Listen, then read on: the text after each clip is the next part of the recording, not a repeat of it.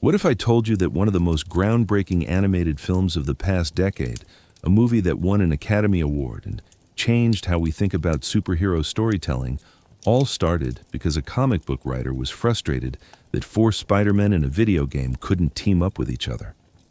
That single creative itch would eventually become one of Marvel Comics' most ambitious crossover events, introducing characters like Spider-Gwen and Spider-Punk who would become cultural icons, and establishing a multiverse concept so compelling that Hollywood couldn't resist bringing it to the big screen. The story of Spider-Verse is a fascinating journey through comic book creativity, spanning from ancient mystical concepts introduced in 2001 through a 2014 crossover event that brought together virtually every Spider-Man that had ever existed, and ultimately inspiring an animated masterpiece that redefined what superhero movies could be. But to truly understand how revolutionary this concept was, we need to go back to where it all began, not in the pages of a comic book, but in the development studios of a video game company in Quebec, Canada. In 2010, writer Dan Slott was hired by Activision and developer Beenox to pen the story for a video game called Spider-Man: Shattered Dimensions. The premise was ambitious for its time, bringing together 4 different versions of Spider-Man from across Marvel's multiverse. Players could control the traditional Amazing Spider-Man from Earth 616, the noir-tinged Detective Spider-Man from a 1930s universe, the futuristic Spider-Man 2099, played by Miguel O'Hara, and the black-suited Ultimate Spider-Man from the alternate Ultimate Universe. Each Spider-Man had unique gameplay mechanics and visual styles that reflected their respective realities. The Amazing Universe featured bright colors and classic comic book aesthetics reminiscent of 1960s artwork, while the noir universe was rendered in dark, gritty tones that captured the shadowy essence of detective stories. The game's plot centered around an artifact called the Tablet of Order and Chaos, which gets shattered during a fight between Spider-Man and Mysterio. The fragments scatter across multiple dimensions, and each one grants Mysterio incredible mystical powers. The 4 Spider-Men must traverse their respective realities, facing villains enhanced by the tablet's power, before ultimately confronting a godlike Mysterio who wields the restored tablet's full might. The game featured voice acting from actors who had previously portrayed Spider-Man in various animated series, lending a sense of legacy and continuity to the project. Neil Patrick Harris voiced the Amazing Spider-Man. Christopher Daniel Barnes brought his iconic 90s animated series energy to Spider-Man Noir. Dan Gilvezan from the 80s, Spider-Man, and his amazing friends voiced Spider-Man 2099. And Josh Keaton from the spectacular Spider-Man portrayed Ultimate Spider-Man. While working on this project, Slott encountered a fundamental limitation that gnawed at his creative sensibilities. Because Shattered Dimensions was a single-player game, these 4 Spider-Men could never actually interact with each other in gameplay. They existed in parallel storylines, occasionally appearing together in cutscenes that Slott wrote, but never truly teaming up in the way that seemed natural for such a premise. This restriction frustrated Slott immensely. Here were 4 incredible versions of the same hero, each with their own unique perspective and abilities, and they couldn't share the screen together in any meaningful way. The mechanics of video game design had imposed a barrier that comic books simply didn't have. According to Slott's own recounting, he was actually standing in the Beenox studios in Quebec when the inspiration struck him. He immediately called his editor at Marvel, Steve Wacker, and pitched an idea that would change Spider-Man comics forever. What if they did this concept in the comics, where they weren't limited by single-player mechanics? What if, instead of just 4 Spider-Men, they brought together every single Spider-Man that had ever existed? Every alternate universe, every timeline, every possible iteration of the character. Wacker's response was enthusiastic, and the seeds of Spider-Verse were planted. However, the path from concept to execution wasn't immediate. Marvel had other plans for multiversal Spider-Man stories.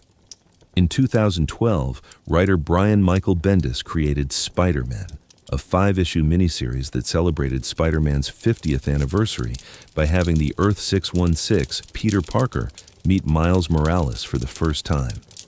This groundbreaking story established the relationship between Peter and Miles, showing the original Spider-Man's reaction to discovering that in another universe, a young black and Puerto Rican teenager had taken up the Spider-Man mantle after that reality's Peter Parker died. The story was emotionally resonant and laid important groundwork for future multiverse storytelling. Slott actually turned down the opportunity to write that series, specifically so that Miles could later be included in his much larger Spider-Verse event. Slott's original plan was even more ambitious in terms of timing. He wanted to launch Spider-Verse during his run on Superior Spider-Man, the controversial series where Dr. Otto Octavius, also known as Dr. Octopus, had switched bodies with Peter Parker and taken over as Spider-Man while believing he could be a better hero than Peter ever was. Spider-Verse was initially going to replace the Necessary Evil and Darkest Hour story arcs of that series. However, Marvel editorial decided the timing wasn't right and the event was postponed. In retrospect, Slott noted that Spider-Verse would have been a very different story if it had happened during the Superior Spider-Man era, though he didn't elaborate on exactly how different it might have been. The delay actually allowed Slott and Marvel to build up the concept more thoroughly. Throughout 2014, hints and teases began appearing in Amazing Spider-Man. When the main Spider-Verse event finally launched in November of that year, readers had already been primed for something unprecedented.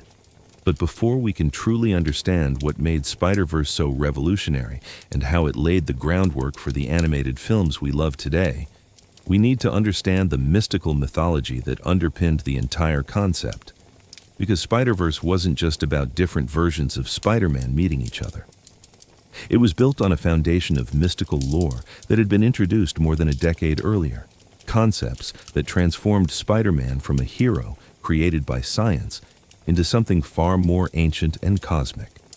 The mystical side of Spider-Man's origin began in 2001, when legendary writer J. Michael Straczynski took over The Amazing Spider-Man with artist John Romita Jr. Straczynski, known for creating the groundbreaking science fiction television series Babylon 5, brought a fresh perspective to Spider-Man that challenged everything fans thought they knew about the character's origin. For nearly 40 years, Spider-Man's powers had been understood as a pure accident of science. A radioactive spider bit Peter Parker at a science exhibition, and the radiation in the spider's venom mutated Peter's DNA, granting him proportional spider strength, the ability to cling to walls, enhanced agility and reflexes, and that mysterious spider sense that warned him of danger. Straczynski's run introduced a character named Ezekiel Sims, a mysterious older man who possessed spider powers identical to Peter's. But unlike Peter, Ezekiel claimed that the spider that bit them didn't give them powers through radiation. Instead, according to Ezekiel, the spider bit Peter deliberately, choosing him as a vessel to pass on its abilities before it died. The radiation was incidental. What truly mattered was that Peter had been selected as a totem, a mystical avatar that connected humanity to the animal kingdom. In this interpretation, there existed ancient spider gods and spirits that had been worshipped for millennia, and certain individuals were chosen to embody the spider totem, bridging the gap between the human and animal worlds. This revelation was controversial among fans who preferred Spider-Man's scientific origin, but it opened up fascinating storytelling possibilities. Ezekiel warned Peter that being a totem made him a target. Just as there were people chosen to embody animal totems, there were also hunters who fed on these totems, draining their life force to sustain themselves. These predators sought out the purest examples of totem energy. And Spider-Man, with his iconic status and the strength of his connection to the spider, totem was exactly the kind of prey they sought. Enter Morlun, who would eventually become the primary antagonist of the Spider-Verse saga. Morlun first appeared in The Amazing Spider-Man Volume 2, Issue 30, in June of 2001. He was unlike any villain Spider-Man had ever faced. Dressed in an elegant black suit with long dark hair and pale skin, Morlun looked like he'd stepped out of a gothic vampire novel. But he wasn't a vampire in the traditional sense. Morlun was a being who fed on the life force energy of totems, particularly those connected to animal spirits. He could track his prey across vast distances once he'd made physical contact with them, and he possessed strength that far exceeded Spider-Man's own considerable power. Their first encounter was brutal and shocking. Spider-Man, who had fought and defeated gods, cosmic entities, and some of the most powerful villains in the Marvel Universe, found himself completely outmatched. Morlun casually shrugged off Spider-Man's strongest punches, grabbed him effortlessly, and delivered what Peter later described as the hardest punch he'd ever felt in his entire career as a superhero. Morlun methodically hunted Spider-Man across New York City, and every encounter left Peter more battered and desperate. The traditional tricks and tactics that worked against other villains were useless against Morlun. He couldn't be outfought, he couldn't be outwitted, and he never stopped coming. Ezekiel initially refused to help Peter directly, claiming there was nothing he could do once Morlun had made contact and locked onto his prey. But when Morlun finally cornered Spider-Man again, Ezekiel's conscience wouldn't let him stand aside. He threw himself between Morlun and Spider-Man, sacrificing himself in the process. Morlun drained Ezekiel's life force, seemingly satisfying his hunger temporarily. But Peter knew this wasn't the end. Through studying a sample of Morlun's blood that Ezekiel had managed to draw during their fight, Peter discovered a crucial weakness. Morlun's DNA was incredibly pure, containing genetic information from every genus in the animal kingdom, but he had a vulnerability to radiation. This was fitting, because while Ezekiel had claimed the spider-totem was purely mystical, Peter Parker's connection to the spider was forged through radioactive exposure. His powers existed at the intersection of magic and science. Using this knowledge, Peter exposed himself to massive amounts of radiation at a nuclear power plant, enough to kill a normal human being several times over. When Morlun tracked him there and tried to feed on his life force, the radiation burned Morlun horribly. The Predator, who had seemed invincible, was reduced to begging for mercy, claiming he only hunted to survive and it wasn't personal. Spider-Man delivered a vicious beating to the weakened Morlun, his radioactive touch scorching the hunter with every blow.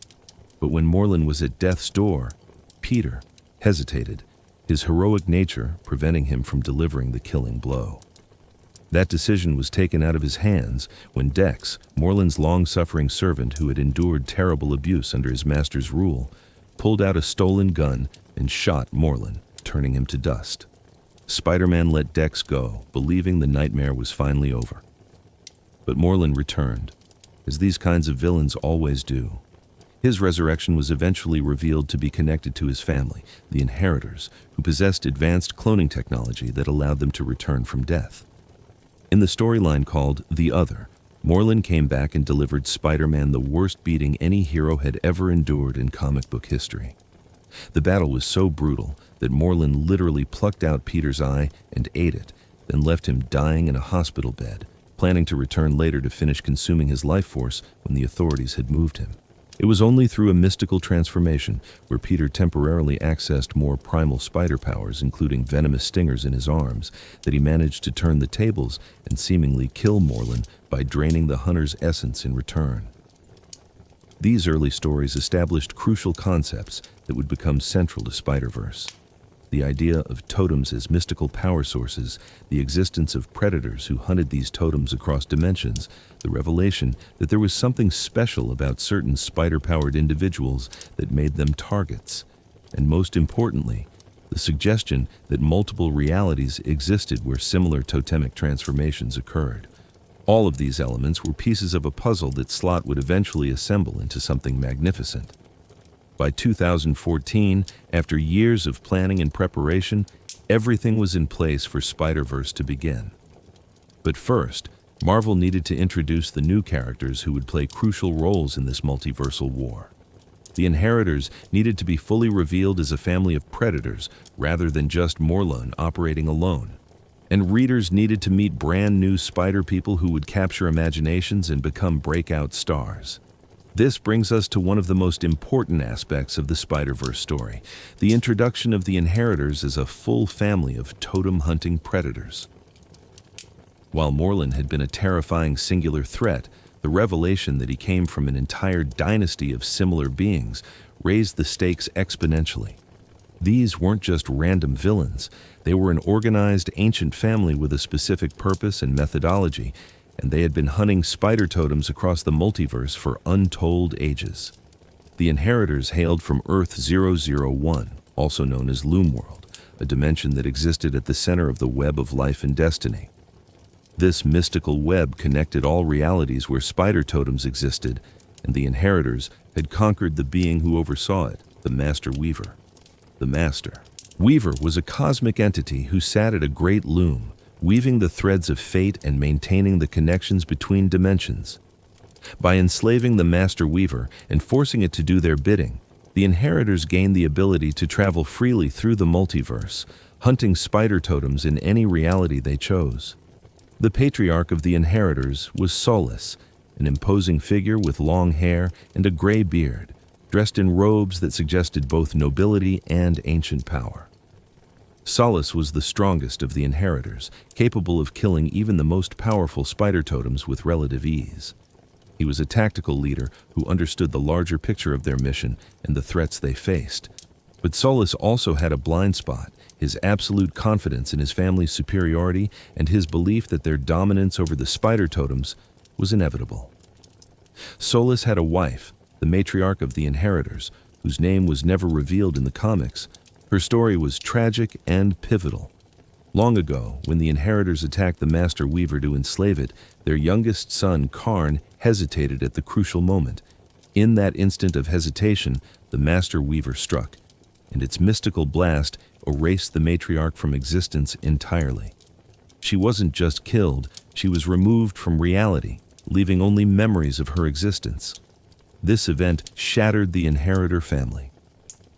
Karn was blamed for his mother's death and became the family's outcast, forced to wear a mask to hide his shame and barred from participating in the family's hunts in the same way his siblings did. Morlun, whom readers already knew, was Solus's favorite son and his chosen heir. Morlun was obsessed with Earth-616, the main Marvel universe, specifically with its Peter Parker. He had died twice fighting that Spider-Man and had been humiliated both times. This made him terrified of Earth-616 to the point where he refused to set foot in that dimension even when easier prey was just steps away. His brothers and sisters mocked him for this fear, but Morlun's terror of Earth-616's Spider-Man was well-founded. That Peter Parker was special, something recognized even by beings as powerful as the Inheritors. Deimos was the eldest son, a brutal fighter who often charged into battle first. He wore his long dark hair loose and carried himself with the confidence of someone who had killed countless spider-totems across innumerable realities. Deimos was proud of the Inheritor family's power and relished the hunt. He was the first Inheritor that the Spider Army managed to kill during their war, but thanks to Genix's cloning technology, he was resurrected almost immediately, revealing one of the Inheritors' most terrifying advantages. Genix was the scientist of the family, the brains behind their operation. He presided over Earth-802, a dimension he had transformed into a personal laboratory filled with brainwashed clones and twisted experiments. Genix had spent centuries trying to perfect cloning technology that could reproduce not just the bodies of spider-totems, but also the mystical essence that made them valuable as prey. He never quite succeeded in cloning that essential spark, but his work on cloning the Inheritors themselves made his family virtually unkillable. Whenever an Inheritor died, their consciousness would immediately transfer to a clone body in Genix's facility, allowing them to return to the fight within hours. Genix was also sarcastic and dismissive of his siblings' more brutal methods, preferring to observe and analyze rather than engage in direct combat unless necessary. When one of his brothers asked if Spider UK would taste good, Genix replied dryly that since he was British, he would probably taste bland. Brix and Bora were twin siblings who competed with each other constantly, turning the hunt for spider-totems into a game to prove who was the superior hunter. They kept score of their kills and delighted in one-upping each other. Both had aggressive fighting styles and worked together when facing particularly strong prey, but their rivalry often made them reckless. Verna was one of the daughters, a skilled hunter who commanded a pack of creatures called hounds. These hounds were wolves imbued with powers that allowed them to track spider-totems across dimensions. Verna's most terrifying hounds were actually alternate universe versions of heroes who had been corrupted and transformed into her servants. She had versions of Black Panther, Kraven the Hunter, and Fireheart among her pack, showing how the Inheritors could twist even noble heroes into tools for hunting other heroes. Thanos, Moria, Namura, Darrow, and Malos were additional family members who appeared less frequently in the story, but contributed to the Inheritors' overwhelming numbers and the sense that the Spider Army was fighting an enemy that could attack on multiple fronts simultaneously. And then there was Karn, the outcast, the youngest son who had hesitated and caused his mother's death. Karn was different from his siblings. Where they reveled in the hunt and the feeding, Karn saw himself as a creator rather than a destroyer. He had been banished to hunt alone, forced to wear a mask as a symbol of his shame, and forbidden from using the same methods as his family. Instead of draining spider-totems for sustenance, Karn used a mystical spear to slay them quickly. This meant he never experienced the euphoric rush his siblings felt when feeding, never truly understood the addiction they had to the hunt. This separation from his family's core nature would eventually make Karn the key to the Spider Army's victory. The Inheritors were later revealed to be totems themselves, specifically leech totems, the lowest and most parasitic form of totemic being in the multiverse.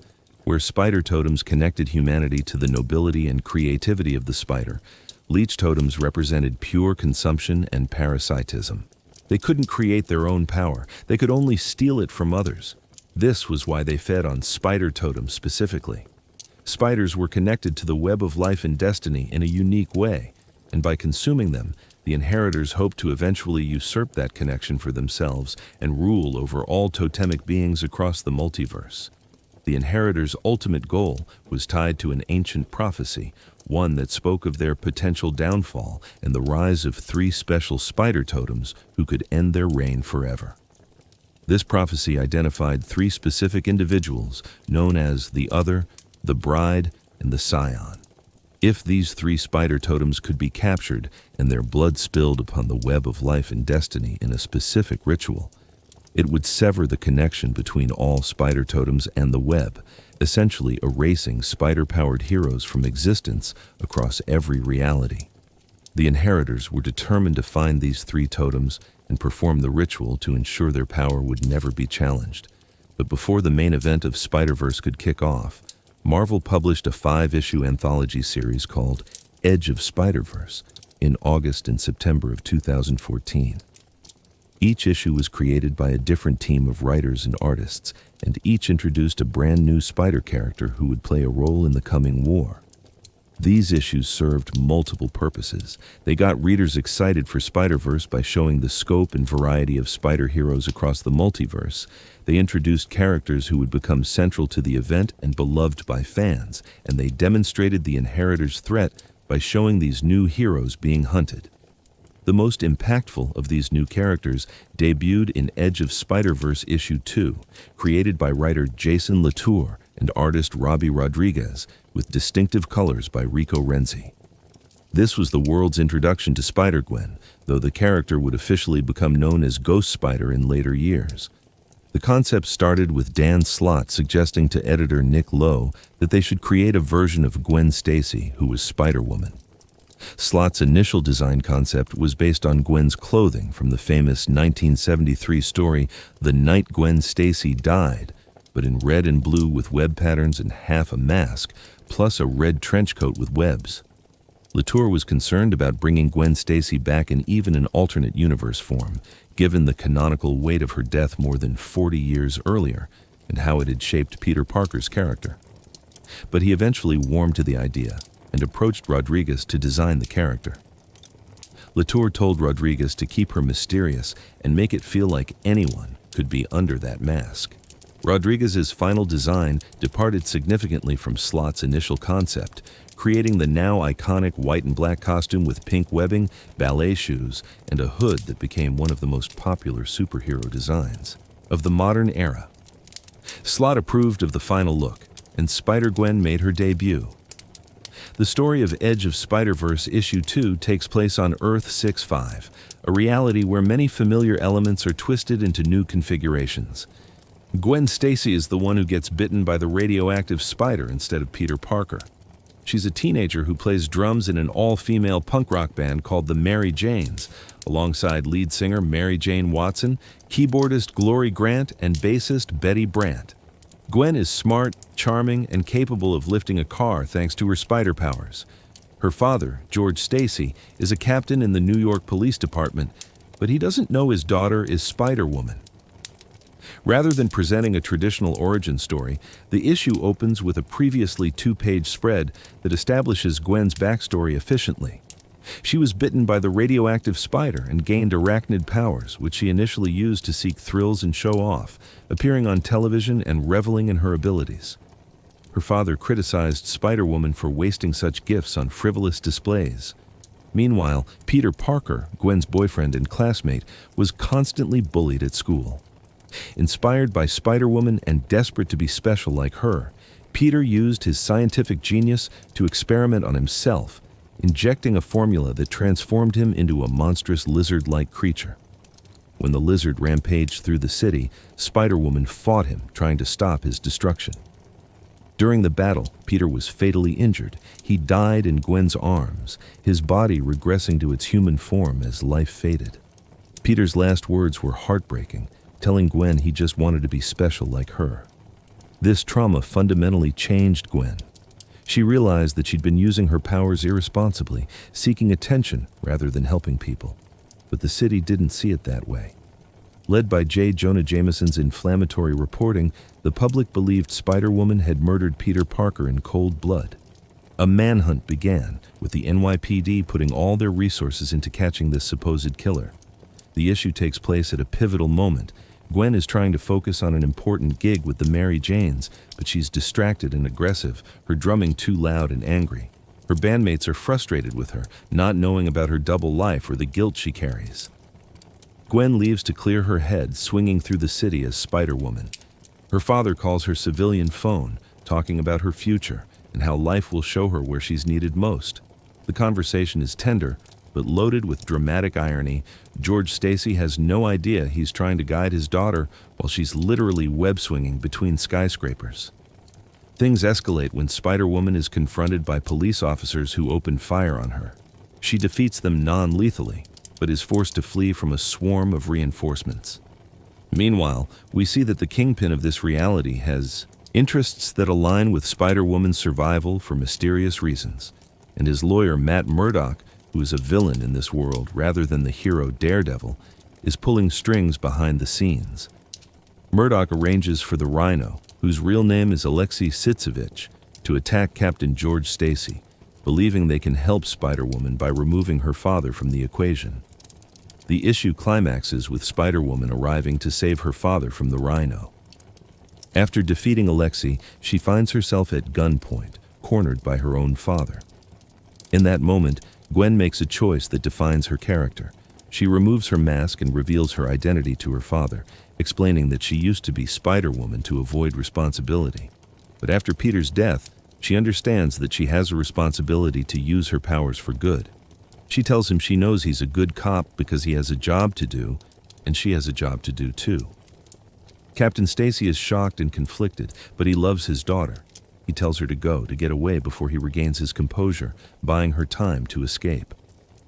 As Spider-Woman swings away, she's observed by a mysterious figure in a Spider-Man costume decorated with the Union Jack flag. This is Spider UK, Billy Braddock, a member of the Captain Britain Corps from another dimension who has been traveling through the multiverse to recruit spider heroes for the coming war. His final words in the issue are simple but ominous. She'll do quite nicely. The fan response to Spider-Gwen was explosive and immediate. The character struck a chord with readers who loved her design, her tragic backstory, and the fresh perspective she brought to the spider mythos. At New York Comic Con 2014, just weeks after her debut, Marvel announced that Spider-Gwen would be getting her own ongoing series. The first issue of Spider-Gwen became the third best-selling comic of February 2015, moving over 250,000 copies. This was remarkable for what had been intended as a one-shot introduction to a character who would play a supporting role in Spider-Verse. Instead, Spider-Gwen became one of the breakout stars of the entire event, and would go on to anchor multiple series and become one of the most recognizable Spider characters in the world. Another breakout character from Edge of Spider-Verse was Spider-Punk, who appeared in issue 5 but was actually created by accident. When Olivier Coipel was drawing a scene that was supposed to introduce Spider UK, he misunderstood the concept. In Coipel's mind, UK meant punk rock, so he drew a character covered in spikes and patches with an anarchist aesthetic. Slott looked at the design and realized it was completely wrong for Spider UK, who was supposed to be a noble member of the Captain Britain Corps with Union Jack colors. But the design was too good to waste. Slott decided to save it and create an entirely new character who would embody punk rock rebellion. Spider-Punk, whose real name is Hobart Brown, but everyone calls him Hobie, hails from Earth 138. His reality is a fascist nightmare ruled by President Norman Osborn and his Thunderbolt Department, which functions as a corrupt law enforcement arm empowered by Oscorp's Variable Engagement Neurosensitive Organic Mesh Technology, abbreviated as VENOM. This technology creates symbiote-bonded riot police who brutally suppress any dissent. The world of Earth 138 suffers from rampant consumerism, corporate control, and a government that actively wants people to believe there's no hope for change. Hobie Brown is a foul-mouthed teenager living as a squatter on a canal boat. He's angry at the world that's been bought and sold by corrupt corporations, and he expresses that rage through punk rock music. Where other people have accepted the status quo with apathy, Hobie refuses to accept gods or masters. He'd rather die on his feet than live on his knees. When he gains spider powers, he doesn't create a costume designed to honor or emulate anyone. His suit is assembled from whatever materials he can scrounge, covered in spikes and patches and studs. His mask has spikes that he uses as a weapon, headbutting opponents with brutal efficiency. Most distinctively, he carries a guitar that functions both as a musical instrument and a weapon. Spider-Punk can use his guitar to generate devastating sound waves that can shatter barriers or weaken enemies. Spider-Punk's most iconic moment in the comics comes when he organizes a rebellion against President Osborn.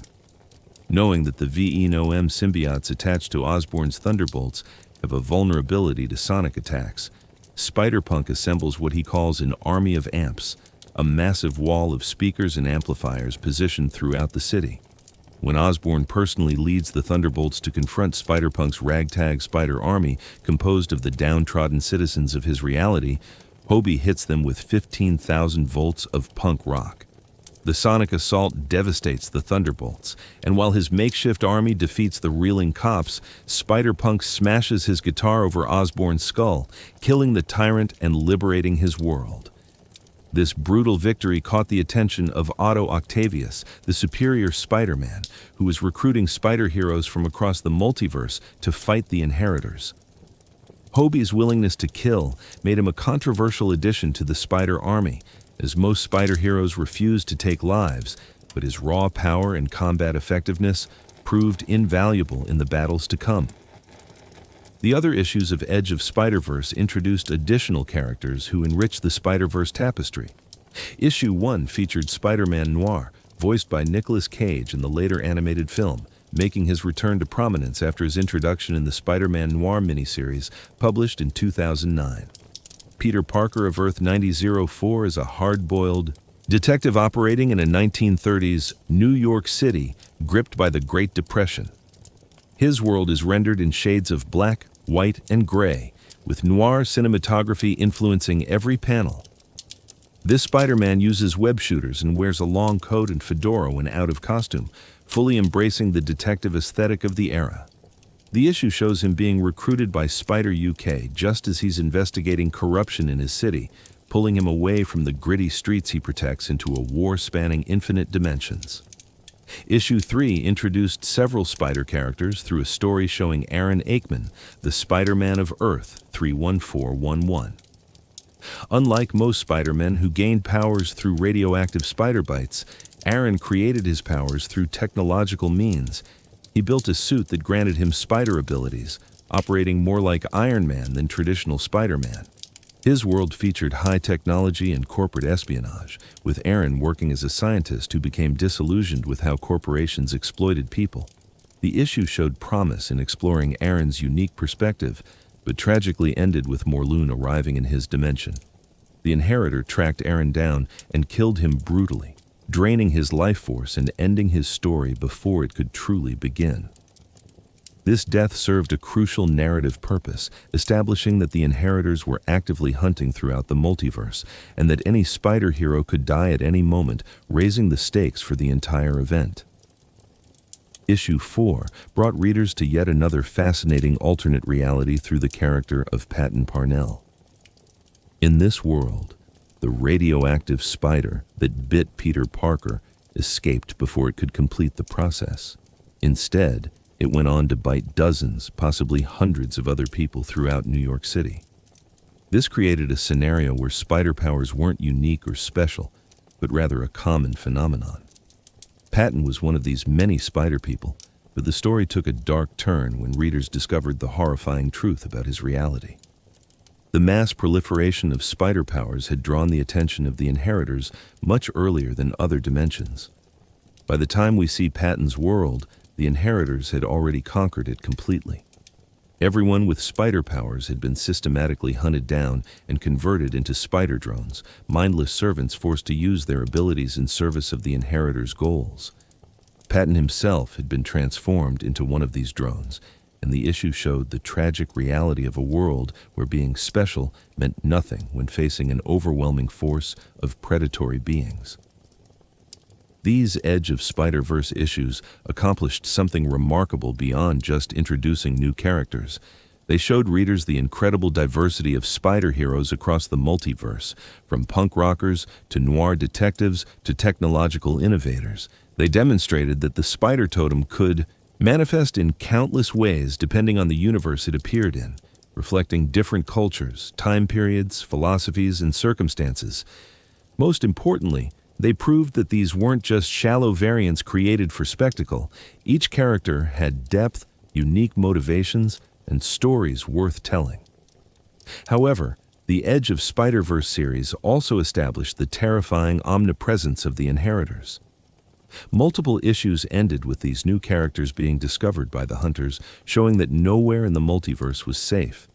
The Inheritors had already killed countless spider heroes across infinite dimensions, and they would continue hunting until every last spider totem was exterminated or enslaved. This created an atmosphere of dread that permeated the entire Spider-Verse event. Even as readers were being introduced to amazing new heroes, there was an underlying terror that these characters could be murdered at any moment. With the stage set through Edge of Spider-Verse, the main Spider-Verse event launched in November 2014 as part of the Amazing Spider-Man Volume 3. The storyline ran through issues 9 through 15, with tie-in issues appearing across multiple Spider-Man-related series, including Superior Spider-Man Team-Up, Scarlet Spiders, and Spider-Woman, among others.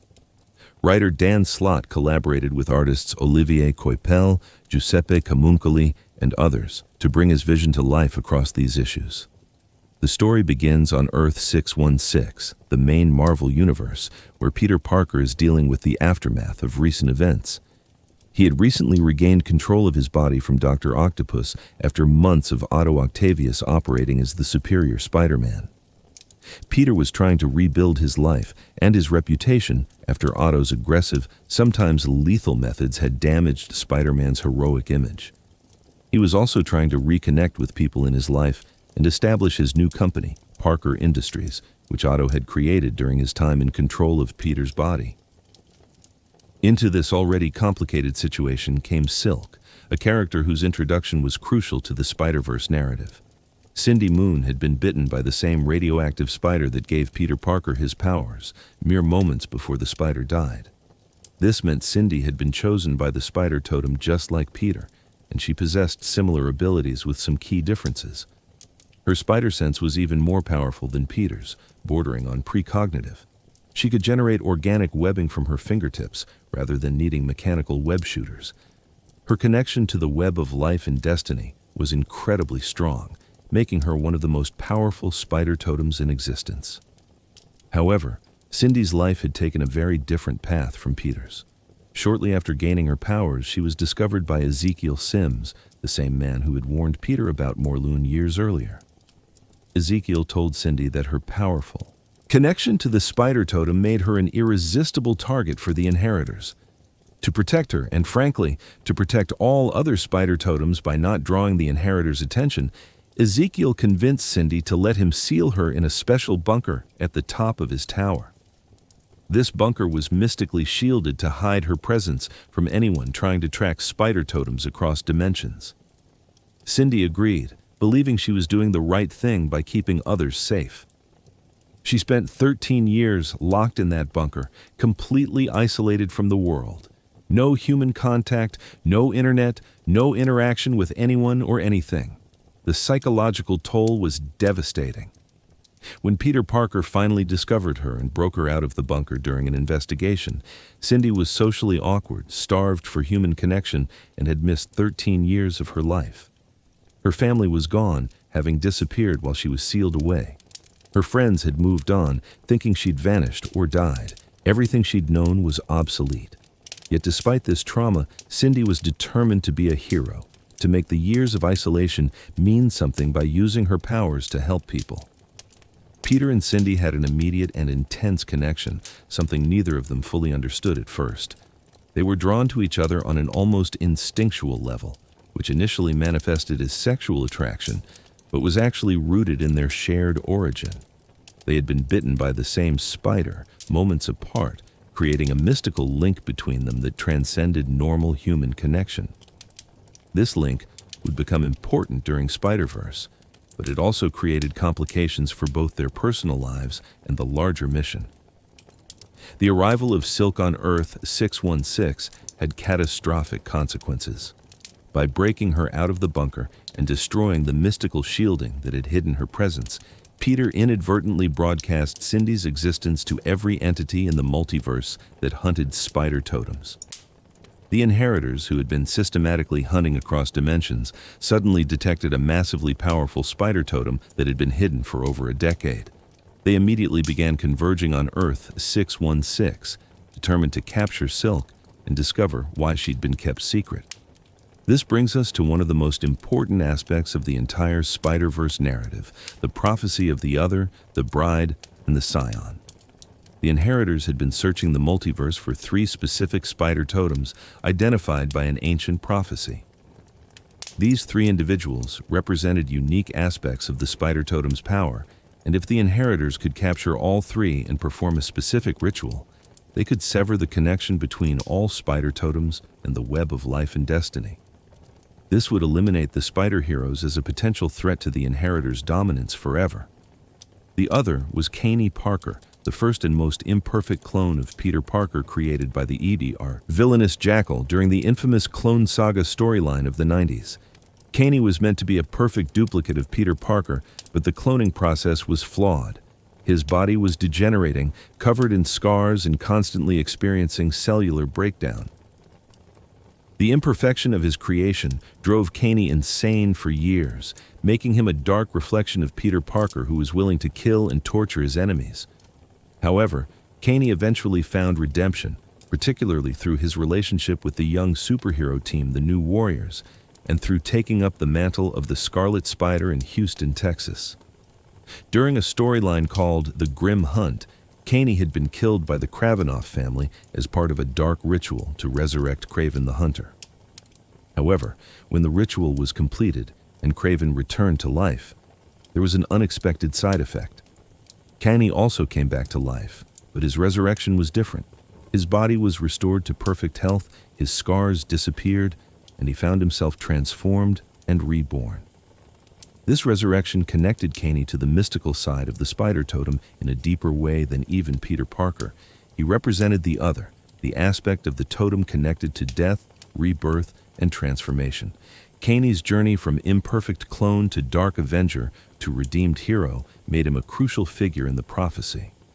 The bride was Silk, Cindy Moon.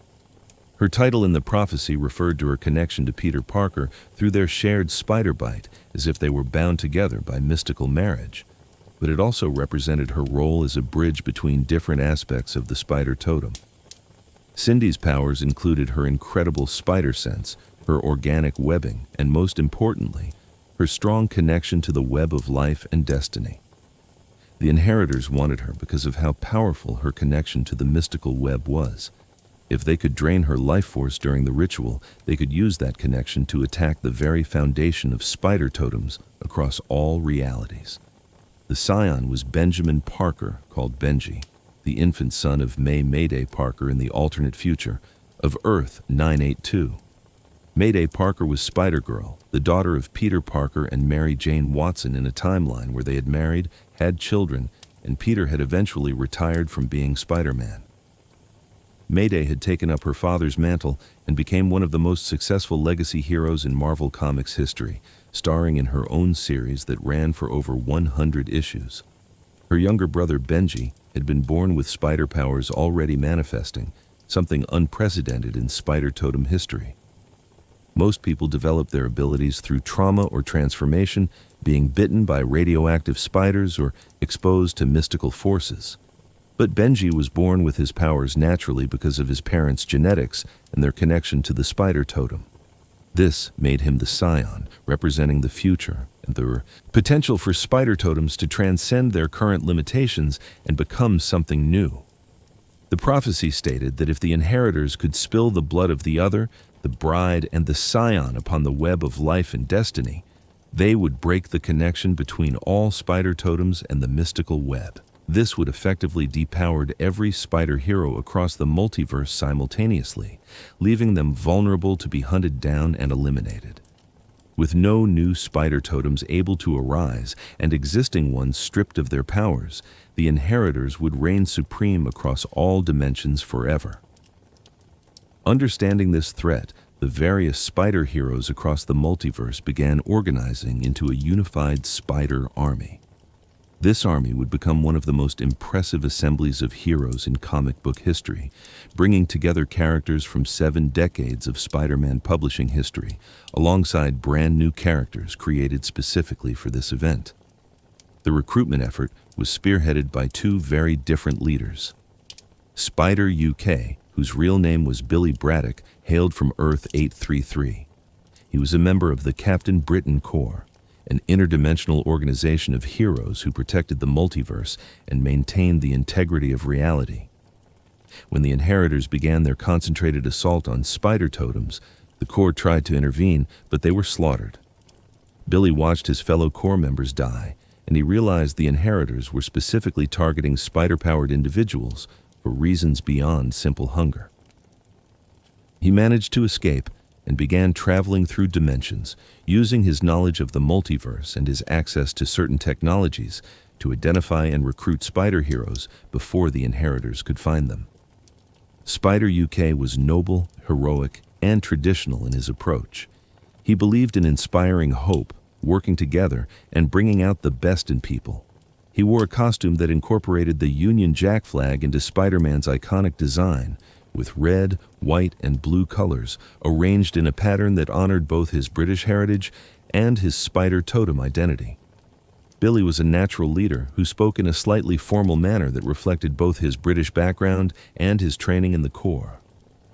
He genuinely cared about saving every spider hero he could find, and the weight of those he'd failed to save hung heavily on him throughout the event. The other primary recruiter was Otto Octavius, who had regained his consciousness and mobility in a new body after being seemingly erased when Peter Parker reclaimed his original body from Otto's control. Otto rebuilt himself in a new form using technology and willpower, determined to prove he was still the superior Spider-Man regardless of which body he inhabited. Where Spider UK recruited through inspiration and hope, Otto recruited through intimidation, tactical arguments, and cold logic. He told spider heroes they were going to die if they didn't join him, and he presented joining his team as their only chance at survival. Otto was brilliant, ruthless, and believed that his scientific genius made him the only one qualified to lead the spider army to victory. This created an interesting dynamic where 2 separate factions of spider heroes formed, both working toward the same goal of defeating the Inheritors, but with different methods and philosophies.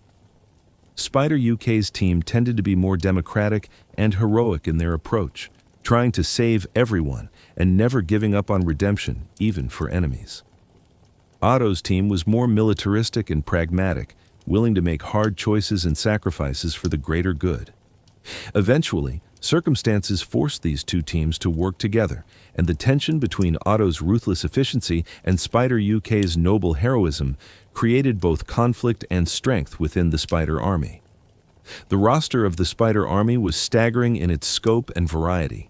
The main Earth 616, Peter Parker, was obviously central to the story, serving as a moral compass and the spider hero that many others looked up to. Miles Morales, the black and Puerto Rican teenager who had become Spider-Man after Peter Parker's death in the Ultimate Universe, brought youthful energy and unique powers, including his Venom Blast and invisibility. Spider-Man 2099, Miguel O'Hara from a futuristic timeline, provided technological expertise and a perspective from a radically different time period. Spider-Woman, Jessica Drew from Earth 616, was a veteran hero with years of experience in dealing with mystical threats and espionage. Her pheromone powers and venom blasts made her a formidable fighter, and her no-nonsense attitude helped keep the younger heroes focused. Spider-Girl Mayday Parker, fighting to protect her infant brother the Scion from the Inheritors, brought desperation and determination to the cause. Caney Parker, the Scarlet Spider and the other from the Prophecy, struggled with his role as a target, but was determined not to let his existence endanger others. Spider-Gwen arrived from Earth 65, still processing her recent unmasking to her father and her role in Peter Parker's death. She was eager to prove herself and find redemption through heroism. Spider-Punk brought his aggressive anti-establishment attitude and his willingness to use lethal force when necessary, which created friction with more traditional heroes. Spider-Man Noir added his detective skills and his experience operating in a world of moral ambiguity.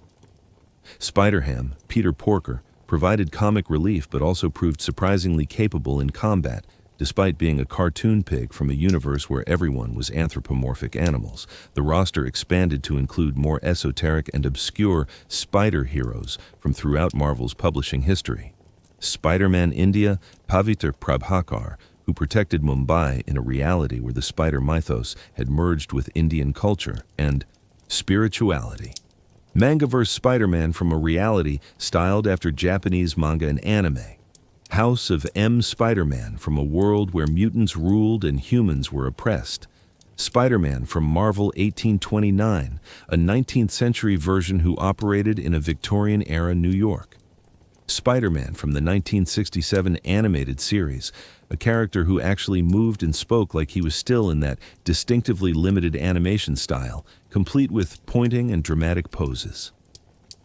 The Japanese Spider-Man from the 1970s tokusatsu television series appeared, bringing his giant robot Leopardon with him, which became crucial in several large-scale battles. Multiple versions of Spider-Girl from different realities joined the fight. The spectacular Spider-Man from the beloved animated series that had been canceled after only 2 seasons came along.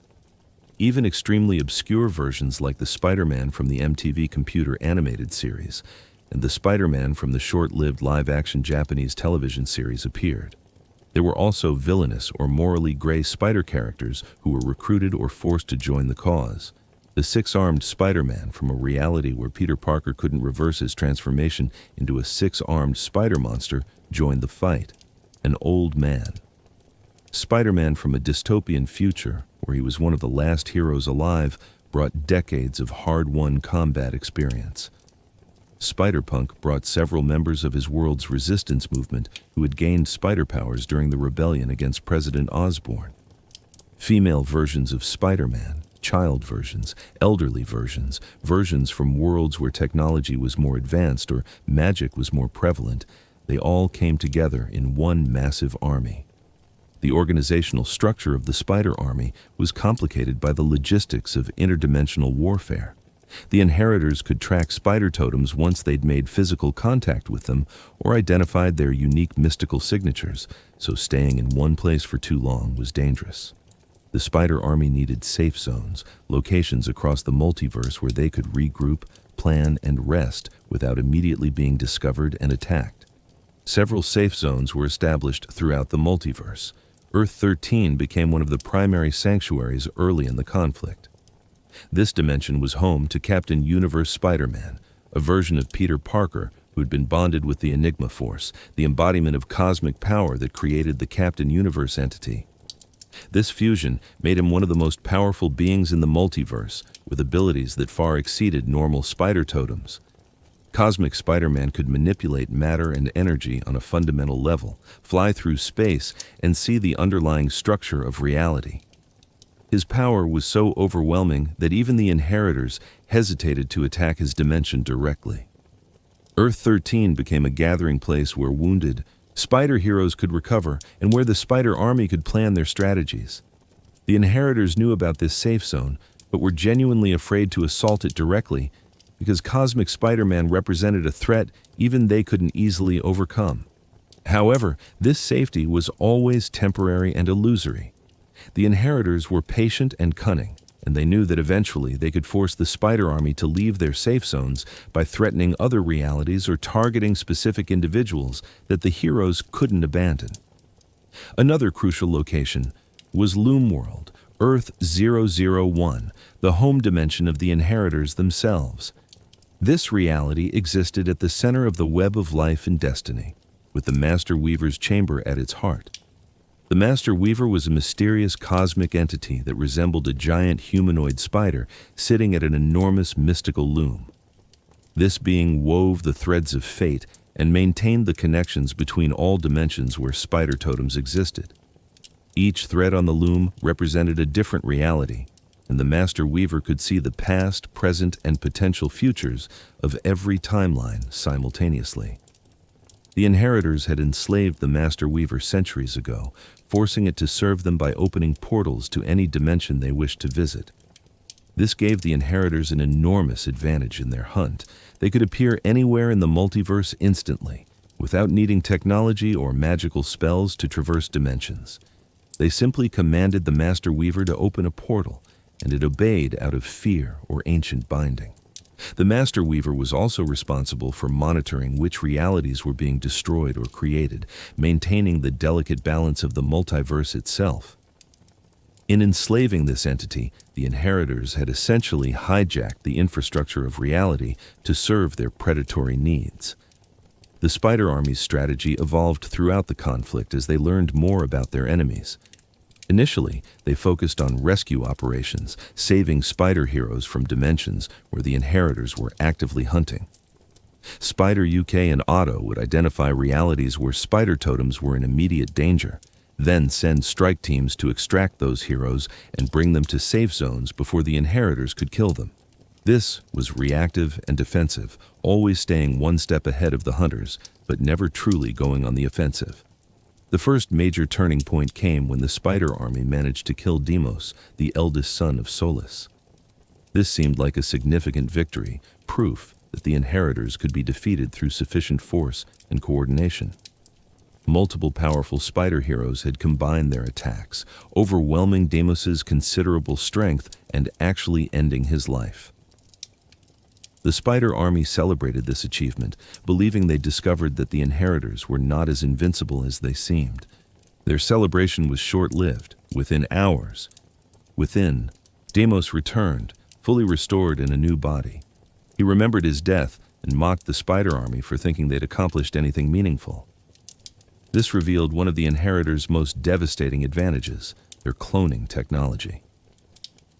Genix, the scientist of the family, had spent centuries perfecting the ability to clone his siblings.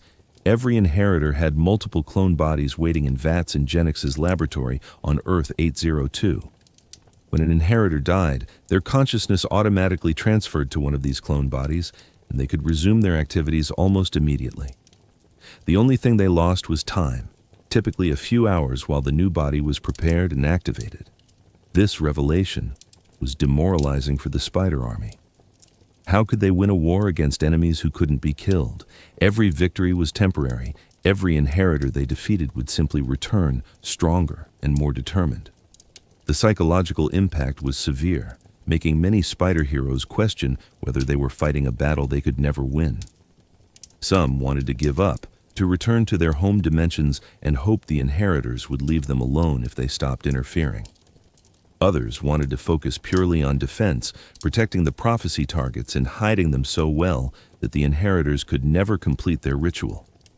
But Peter Parker, Otto Octavius, and the other leaders of the Spider Army recognized that pure defense would eventually fail.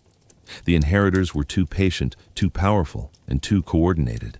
They would eventually find the Other, the Bride, and the Scion, no matter how well they were hidden. The only way to truly win was to go on the offensive, to attack the Inheritors where they were strongest, and destroy their advantages permanently. This led to one of the boldest strategies in the entire conflict, a direct assault on Earth-802 to destroy Genix's cloning facility. If they could eliminate the clone bodies and kill Genix while he was unprepared, they could remove the Inheritor's ability to resurrect from death. This would fundamentally change the nature of the war, making it possible to actually defeat the enemy permanently. The mission was extraordinarily dangerous. Earth-802 was Genix's personal domain, a world he'd transformed into a massive laboratory filled with twisted experiments and technology that blended science with mystical energy.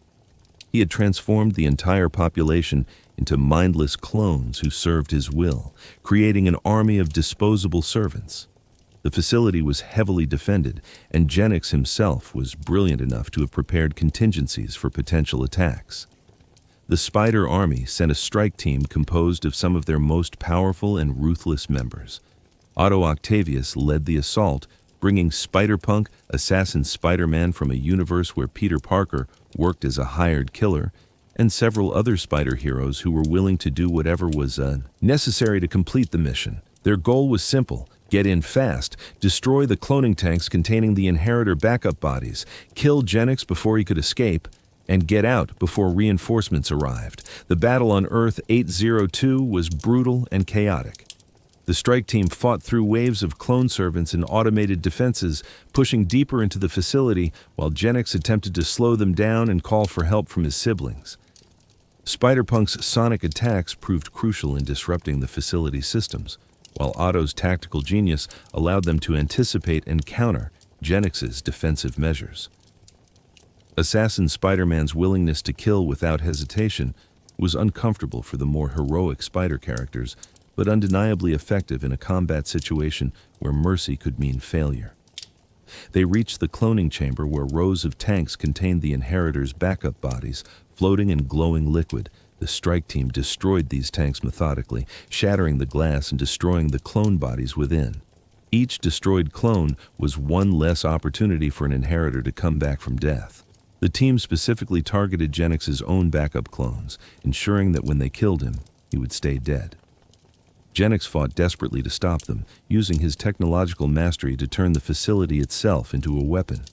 But he was primarily a scientist rather than a warrior, and when facing multiple experienced combatants who were fighting for the survival of every spider hero in the multiverse, he was outmatched.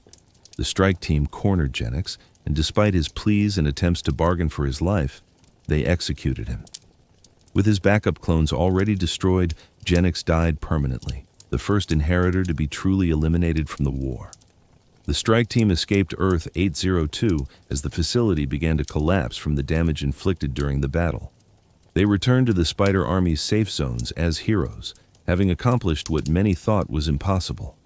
The cloning facility was destroyed, meaning the remaining Inheritors could no longer resurrect from death. Every Inheritor they killed from this point forward would stay dead, fundamentally shifting the balance of power in the conflict. However, the Spider Army's celebration was again premature. While they'd struck a major blow against the Inheritors, they'd also made the Hunters desperate and angry. Solace and his children became more aggressive, abandoning caution and launching all-out assaults on the Spider Army's safe zones. The loss of their resurrection backup made them more dangerous, not less, because they now had nothing to lose and everything to prove. The Inheritors began using more extreme tactics, targeting civilians in dimensions where spider heroes operated, threatening to slaughter billions of innocent people unless the Spider Army surrendered the prophecy targets. The siege of Earth-13 demonstrated the Huao's Inheritors' escalating brutality. Cosmic Spider-Man had protected this reality throughout the conflict, his immense power deterring direct attacks. But when the Inheritors launched a coordinated assault with Solus, leading multiple siblings in a simultaneous attack, even Cosmic Spider-Man was overwhelmed. The battle was apocalyptic in scale, with reality itself straining under the clash of cosmic forces.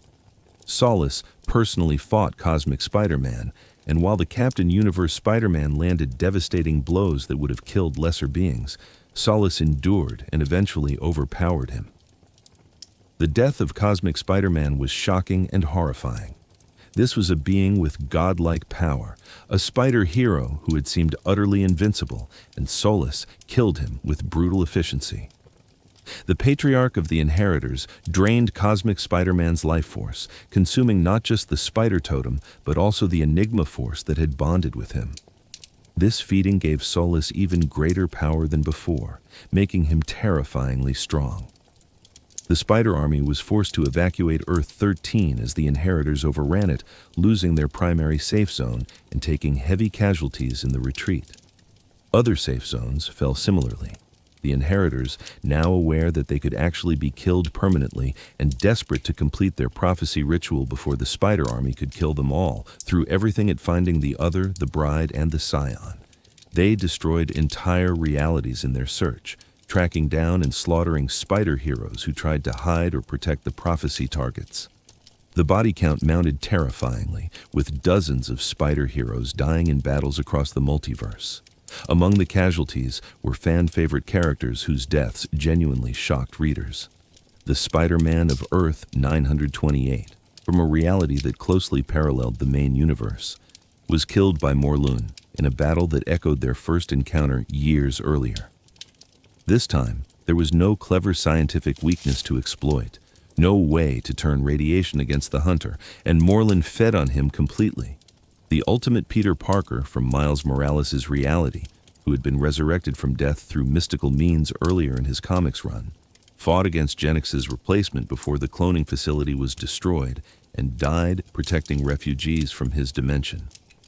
Numerous other spider heroes fell in combat, heroes who had been introduced specifically for Spider-Verse and had captured readers' imaginations.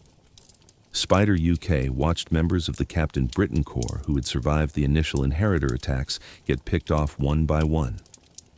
Spider-Gwen narrowly escaped death multiple times, saved only by the intervention of other spider heroes who sacrificed themselves to give her time to flee. Mayday Parker fought like a demon to protect her infant brother Benji from the Inheritors who were hunting him as the Scion, but she couldn't be everywhere at once and could only watch as other spider heroes died, buying her time to escape. The emotional toll on the Spider Army was devastating. These weren't just soldiers in a war, they were all fundamentally the same person, variations of Peter Parker and those connected to his story, fighting to protect each other across infinite dimensions. Every death felt personal, because in a very real sense, the Spider Army was watching themselves die over and over again. Different faces, different voices, different lives, but the same fundamental heroic spirit that defined Spider-Man being extinguished repeatedly by the Inheritors' hunger.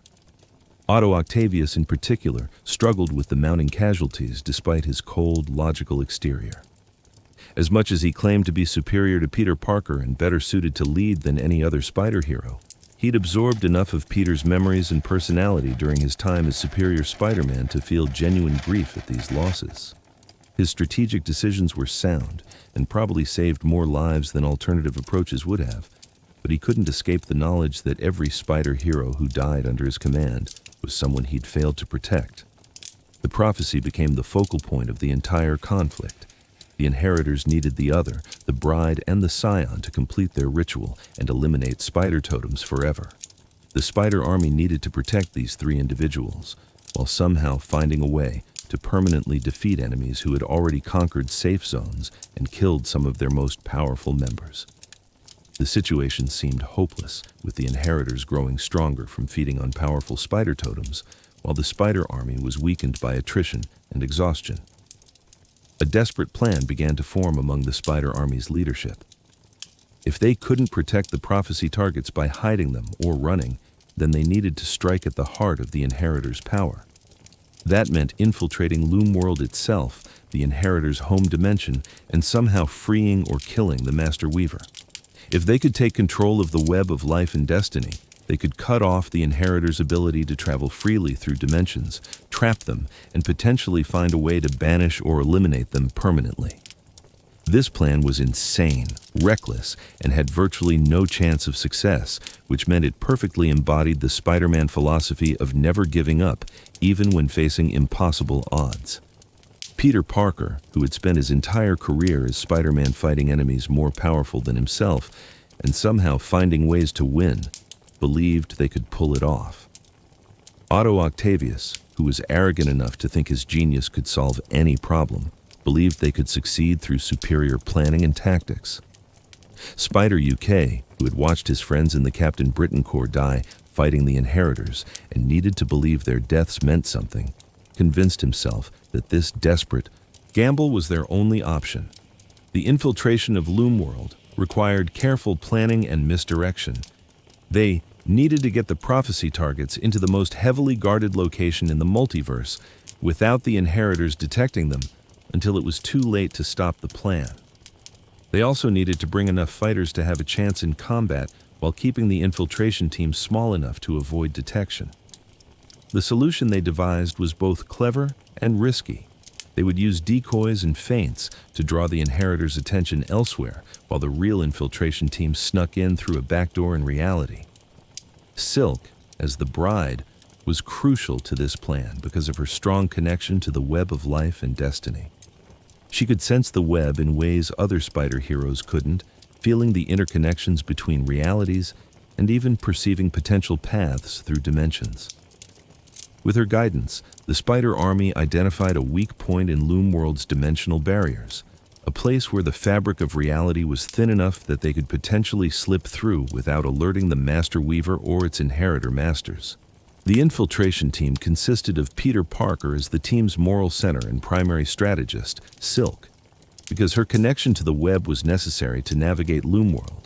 Caney Parker as the other, who was needed for any confrontation involving the prophecy, Mayday Parker carrying her infant brother Benji the Scion, Spider UK as a guide who understood multiversal travel, and Otto Octavius because his tactical genius and ruthless pragmatism might be necessary for hard choices.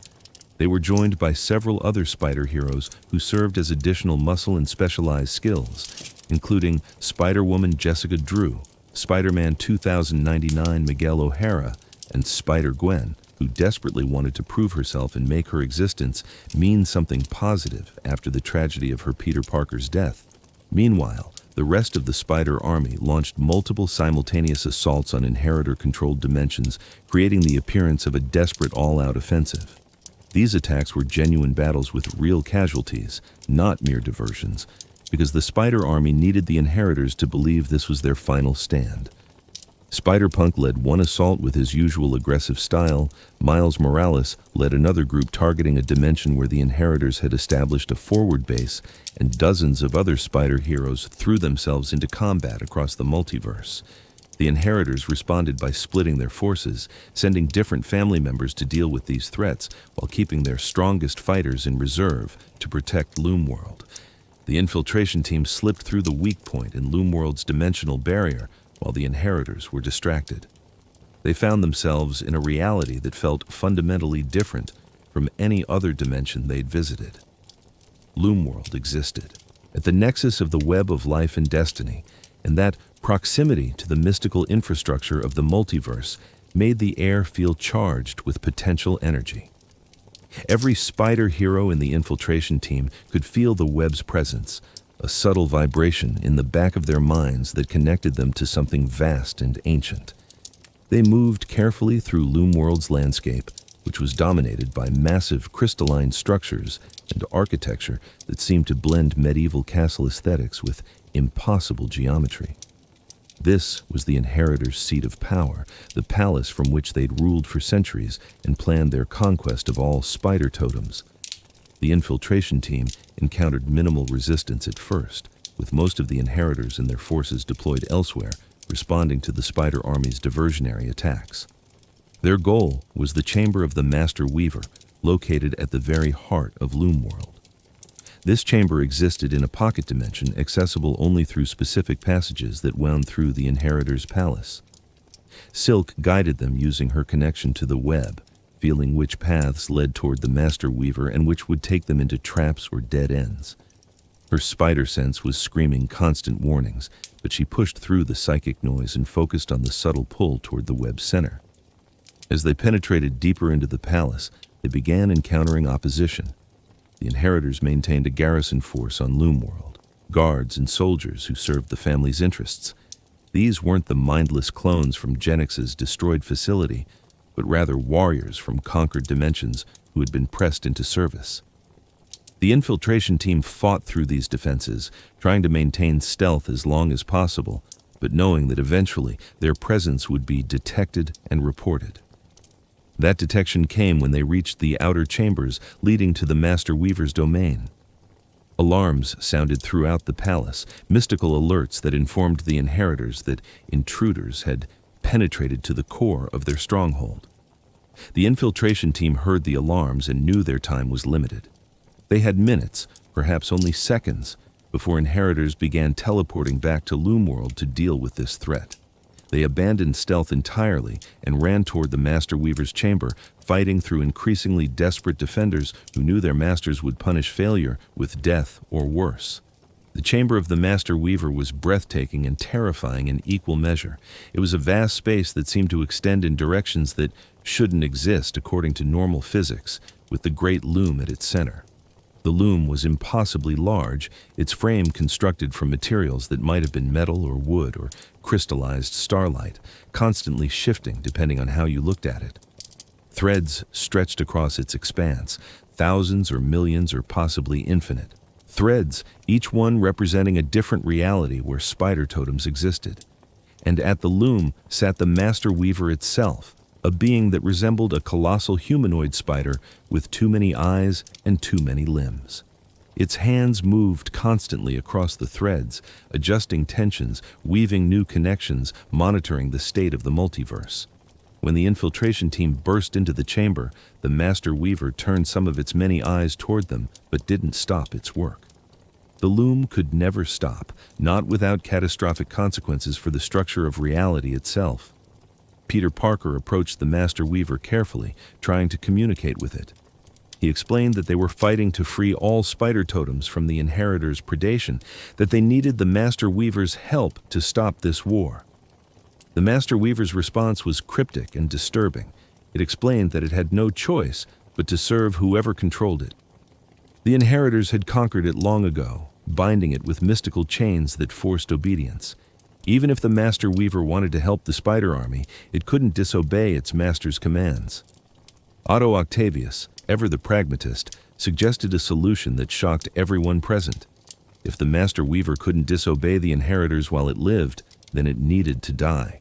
Someone else would take its place, someone loyal to the Spider Army rather than the Inheritors, and that new Master Weaver could use the power of the web of life and destiny against their enemies.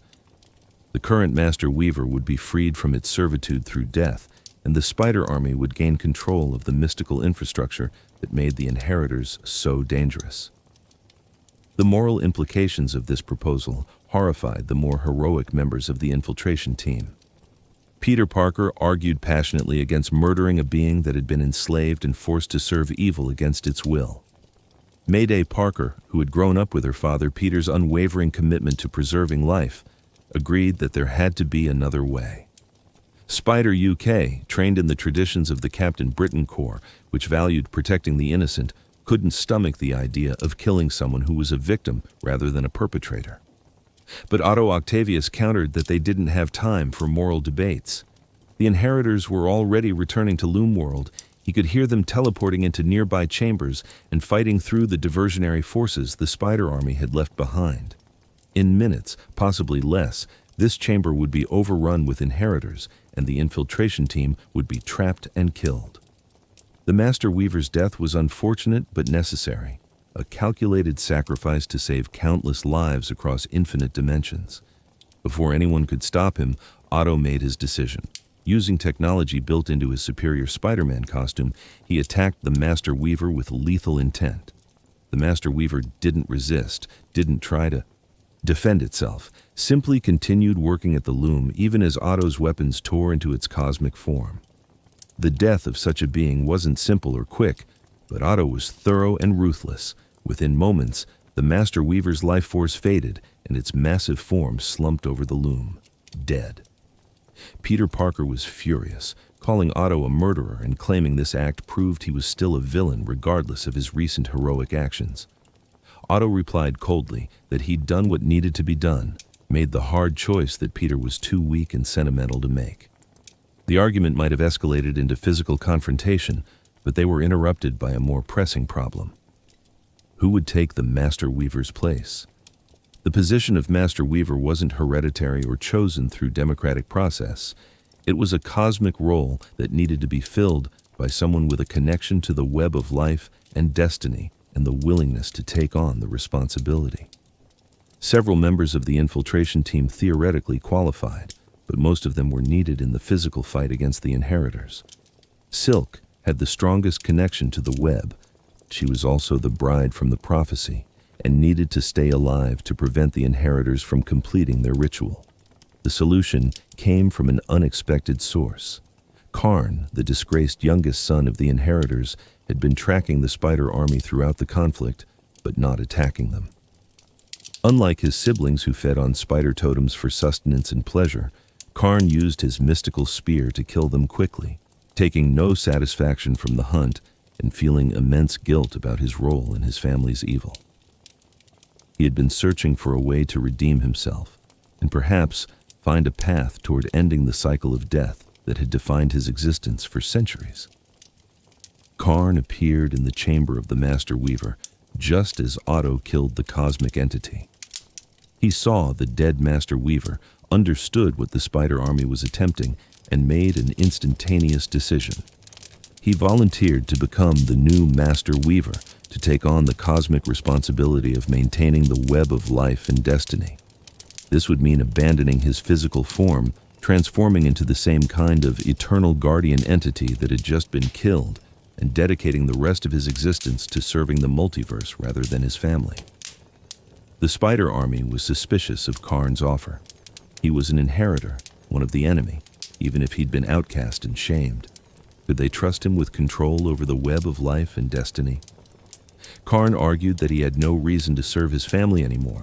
They'd treated him as a failure and a disappointment his entire life because of his role in their mother's death. He wanted to atone for the countless spider totems he'd killed, and becoming Master Weaver would allow him to protect the multiverse from his family's predation while also fulfilling the cosmic role that needed to be filled. Silk, using her connection to the web, sensed that Karn was telling the truth. His guilt and desire for redemption were genuine, and more importantly, the web of life and destiny itself seemed to accept him as a potential Master Weaver. The mystical threads recognized something in Karn that made him suitable for the role, despite his heritage.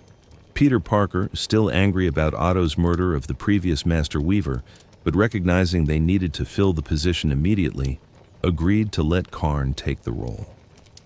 The transformation was instantaneous and irreversible. Karn approached the loom, and the moment he touched it with his will and commitment to serve, the web of life and destiny claimed him. His physical form dissolved and merged with the cosmic infrastructure of the multiverse, transforming him into a new Master Weaver. This new entity retained Karn's memories and personality, but was now bound to the loom, unable to leave or interfere directly in the conflicts of the multiverse. His role was to maintain the web, to ensure the connections between dimensions remained stable, and to serve those who commanded his power. But critically, Karn, as the new Master Weaver, was loyal to the Spider Army rather than the Inheritors.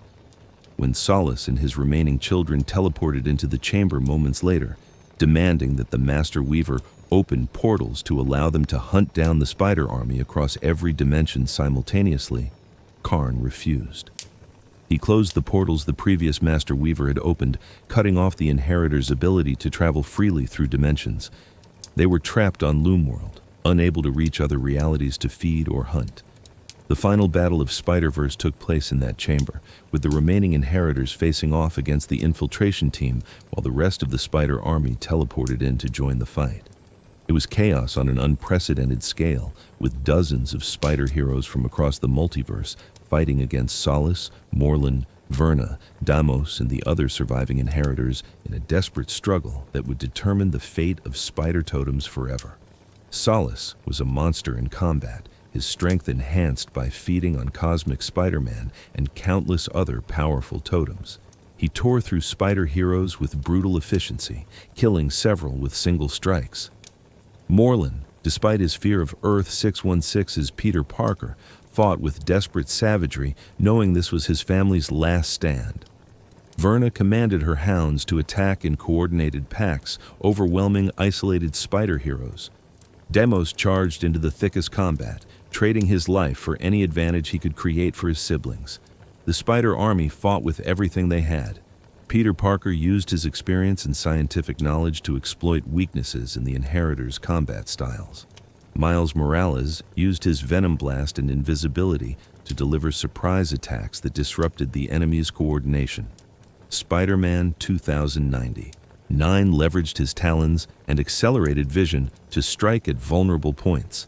Spider-Woman used her Venom Blasts and espionage training to create openings for other heroes to exploit. Mayday Parker fought like a demon, protecting her infant brother, channeling her father's legacy and her own decade of experience as Spider-Girl. Otto Octavius proved his value as a tactician, directing spider heroes to focus fire on individual Inheritors and coordinating attacks to overwhelm their regenerative abilities. Spider-Punk used his sonic powers to disorient the Inheritors, while Spider-Gwen's fresh perspective allowed her to spot tactical opportunities that more experienced heroes missed. Spider UK inspired those around him with speeches about duty and heroism that seemed corny, but genuinely motivated people to push beyond their limits. The battle turned when the Spider Army managed to separate Solace from his children. Peter Parker, Miles Morales, and several other spider heroes combined their attacks to keep Solace occupied, while Otto coordinated a strike team to eliminate the other Inheritors one by one. Without Genix's cloning facility, each Inheritor death was permanent, and the Spider Army was determined to end this threat forever. Deimos fell when Spider-Woman hit him with a massive Venom Blast that disrupted his life force absorption abilities, allowing Spider-Man 2099 to impale him with his talons. Verna was overwhelmed when her hounds were freed from her control, the corrupted heroes regaining their free will long enough to turn on their mistress before being put out of their misery by the Spider Army. Morlun, terrified and desperate, tried to flee but was cornered by Peter Parker. Their confrontation was personal, echoing their battles years earlier, but this time, Peter had allies, and Morlun had nowhere to run. The main universe's Spider-Man defeated his nemesis decisively, though whether Morlun died or was captured depended on which specific tie-in issue you read, as different writers handled this moment slightly differently. Solace remained the primary threat, even with his children dead or incapacitated. His power was godlike, and he'd been feeding on spider-totems for centuries, possibly millennia. He was willing to kill every spider hero in the multiverse if that's what it took to complete his family's mission. The Spider Army threw everything at him, every tactic, every power, every bit of strength and courage they possessed. The final blow came through sacrifice and teamwork. Multiple spider heroes combined their attacks in a coordinated assault that Otto had spent the entire battle setting up. It required precise timing, with dozens of spider heroes striking simultaneously at Solace from every angle while he was distracted. The attack overwhelmed even his immense power, and when Solace fell, he stayed down. With Solace and most of his children dead, the remaining Inheritors were given a choice by the victorious Spider Army. They could accept exile to a barren dimension where they would be trapped forever, unable to hunt or feed or threaten anyone, or they could die immediately. The survivors, broken and defeated, chose exile. Karn used his power as the new Master Weaver to open a portal to Earth 3145, a radiation-soaked post-apocalyptic reality where the atmosphere itself was poisonous to most life forms. The Inheritors were pushed through that portal, screaming about revenge and promising they would return someday. But the portal closed behind them, and Karn sealed it with mystical barriers that even the Inheritors couldn't breach. They were trapped in that toxic reality, unable to leave, unable to hunt, forced to survive on whatever life force they could extract from that dead world's minimal ecosystem. It wasn't a merciful fate, but Peter Parker and the other more heroic Spider characters argued it was more than the Inheritors deserved and less than they feared giving. The Spider-Verse event concluded with the Spider Army victorious but battered. They had saved spider-totems across the multiverse from extinction, prevented the prophecy from being fulfilled, and broken the Inheritors' reign of terror. But the cost had been severe. Dozens of spider heroes had died during the conflict. Entire realities had been devastated by battles between cosmic forces, and the survivors were traumatized by what they had experienced and witnessed. The prophecy targets, the Other, the Bride, and the Scion, had survived. Kenny Parker returned to his life as the Scarlet Spider with a deeper appreciation for how mystically significant his existence was. Silk joined the main Marvel Universe's roster of heroes, building relationships and trying to adjust to a world that had changed drastically during her 13 years in isolation. Benji Parker was taken home by his sister Mayday to Earth 982, where their parents Peter and Mary Jane could raise him safely, at least for now. Peter Parker and Miles Morales both returned to their respective realities, carrying memories of the spider heroes they'd fought alongside and those who had fallen. Otto Octavius remained in his new body, his actions during Spider-Verse cementing his complicated legacy as someone who would do terrible things in service of genuinely heroic goals. Spider UK stayed near the web of life and destiny, working with Karn to help monitor the multiverse and ensure no similar threats emerged. And the new characters introduced during Edge of Spider-Verse and Spider-Verse itself, characters like Spider-Gwen and Spider-Punk, returned to their home dimensions as recognized heroes with their own stories to tell.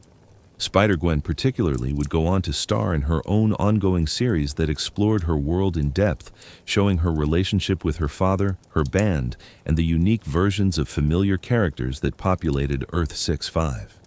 The aftermath of Spider-Verse saw the formation of the Web Warriors, a team of spider heroes from across the multiverse who worked together to handle threats that spanned multiple dimensions. This team included Spider UK, Spider-Gwen, Spider-Man India, Spider-Ham, and other characters who had proven themselves during the crisis.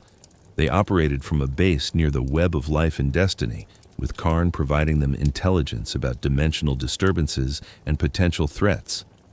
The Web Warriors concept allowed Marvel to continue exploring the multiverse and these new characters without requiring another massive crossover event. They had smaller-scale adventures, helping spider heroes in individual dimensions, dealing with villains who had discovered how to travel between realities and occasionally facing remnants of the Inheritors' empire. The team dynamic was fun and fresh, bringing together characters with wildly different backgrounds and philosophies who had to learn to work together despite their differences. However, the exile of the Inheritors to Earth 3145 was never going to be permanent. In 2018, Marvel published Spider-Geddon, a sequel event that brought back the Inheritor threat. The story began when the villainous superior octopus, Otto Octavius, having reclaimed his original body and returned to villainy, discovered the location of the Inheritor's prison dimension. Otto, in a display of staggering arrogance and short-sightedness, decided to clone the Inheritors to use them as weapons in his schemes. Otto believed he could control the cloned Inheritors through psychological conditioning and strategic manipulation, using their power to further his goals while keeping them on a short leash. This plan was predictably disastrous. The moment the cloned Inheritors were activated, they immediately broke free of Otto's control and began hunting spider-totems again.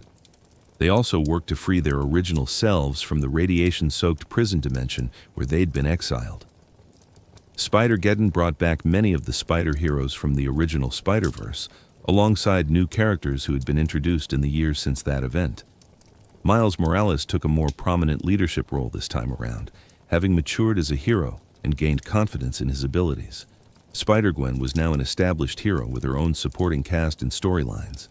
New Spider characters like Penny Parker, a young girl from a futuristic reality who piloted a psychically linked spider robot, joined the fight. The stakes of Spider-Geddon were somewhat lower than the original Spider-Verse, despite the return of the Inheritors. The villains no longer had the element of surprise. The spider heroes knew their tactics and weaknesses, and Karn, as Master Weaver, was actively helping the heroes rather than being enslaved by the enemy. Additionally, the destruction of Genix's original cloning facility meant these new Inheritor clones didn't have backup bodies waiting.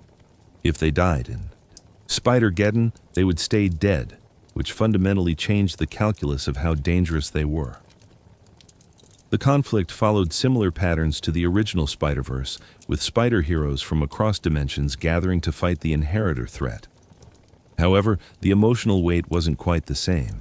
Readers had already seen this story play out once, and while Spider-Geddon introduced some interesting new elements and character dynamics, it often felt like a retread of familiar ground rather than a genuinely fresh story.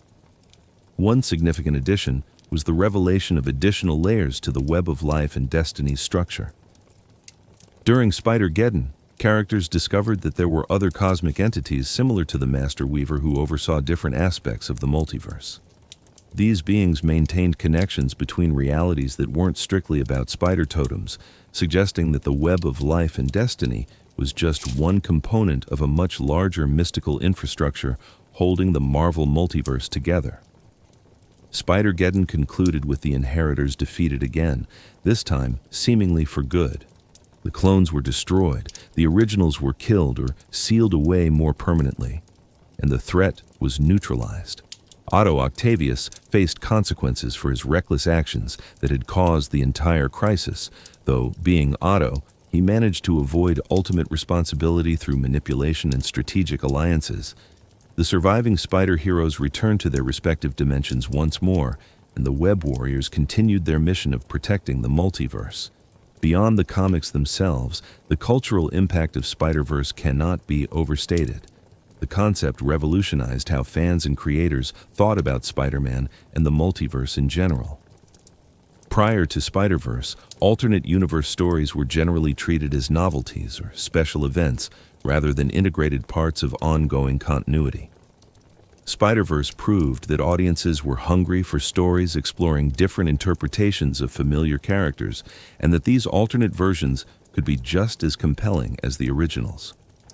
The success of the Spider-Verse comic directly inspired Sony Pictures Animation to develop Spider-Man Into the Spider-Verse, the 2018 animated film that won the Academy Award for Best Animated Feature. The film's producers and directors, including Phil Lord, Christopher Miller, Bob Persichetti, Peter Ramsey, and Rodney Rothman, explicitly cited Dan Slott's comic event as the foundation for their movie's story and concepts. Into the Spider-Verse took the core idea of multiple spider heroes from different dimensions coming together, combined it with Miles Morales' origin story, and created something that felt simultaneously fresh and deeply rooted in Spider-Man's history. The film featured Miles learning to be Spider-Man while teaming up with an older, wearier Peter Parker from an alternate dimension, Spider-Gwen, Spider-Man Noir, Penny Parker with her robot SPRR, and Spider-Ham. These characters were pulled directly from the comics, though their designs and personalities were adapted for the film's specific needs. The visual style of Into the Spider-Verse was revolutionary, using computer animation to recreate the feeling of reading comic books with techniques like motion blur on certain frames, half-tone printing patterns, and text effects appearing on screen during action sequences. Each spider hero had a distinctive visual style that reflected their home dimension, from Spider-Man Noir's black and white cinematography to Penny Parker's anime-inspired design to Spider-Ham's classic cartoon aesthetics. This approach to animation showed that different art styles could coexist within a single narrative and actually enhance the storytelling, rather than being distracting. The film's portrayal of Spider-Gwen was particularly impactful in cementing her status as a mainstream character rather than a comic book cult favorite. Haley Steinfeld voiced Gwen in the movie, bringing a combination of confidence and vulnerability that captured the character's essence. The film's version of Gwen had some differences from the comic book version. Her father was still alive and hunting her as Spider-Woman, just like in the comics. But the movie explored her emotional isolation and the trauma of losing her Peter Parker in ways that resonated deeply with audiences. Oscar Isaac voiced Miguel O'Hara, Spider-Man 2099, in the film's post-credits scene, setting up his larger role in the sequel. Nicolas Cage brought Spider-Man Noir to life with a gravelly voice and noir detective dialogue that was simultaneously authentic to the character and comedic in how seriously he took his melodramatic narration. John Mulaney voiced Spider-Ham, playing the cartoon pig as genuinely competent despite his absurd appearance. Into the Spider-Verse's commercial and critical success, earning over $375 million at the worldwide box office and winning numerous awards beyond just the Oscar, proved that general audiences were ready for multiverse storytelling and fresh takes on established superhero franchises. The film's influence extended beyond just Spider-Man, contributing to increased mainstream acceptance of multiverse concepts that would later appear in major films like Avengers, Endgame, Doctor Strange in the Multiverse of Madness, and Spider-Man: No Way Home. The sequel, Spider-Man: Across the Spider-Verse, released in 2023, expanded on the concepts introduced in the first film while drawing even more directly from the comics. Miguel O'Hara became a central character, leading a society of spider heroes from across dimensions who monitored the multiverse and maintained what they called canon events, significant moments in each spider hero's life that needed to happen for reality to remain stable. This concept of canon events was loosely based on the idea from the comics that spider-totems shared certain fundamental experiences across dimensions, things like the loss of loved ones, the acceptance of responsibility, and the choice to use power for good. But the film took this idea in a darker direction, suggesting that these tragedies were not just common, but actually required, and that preventing them could cause dimensional collapse.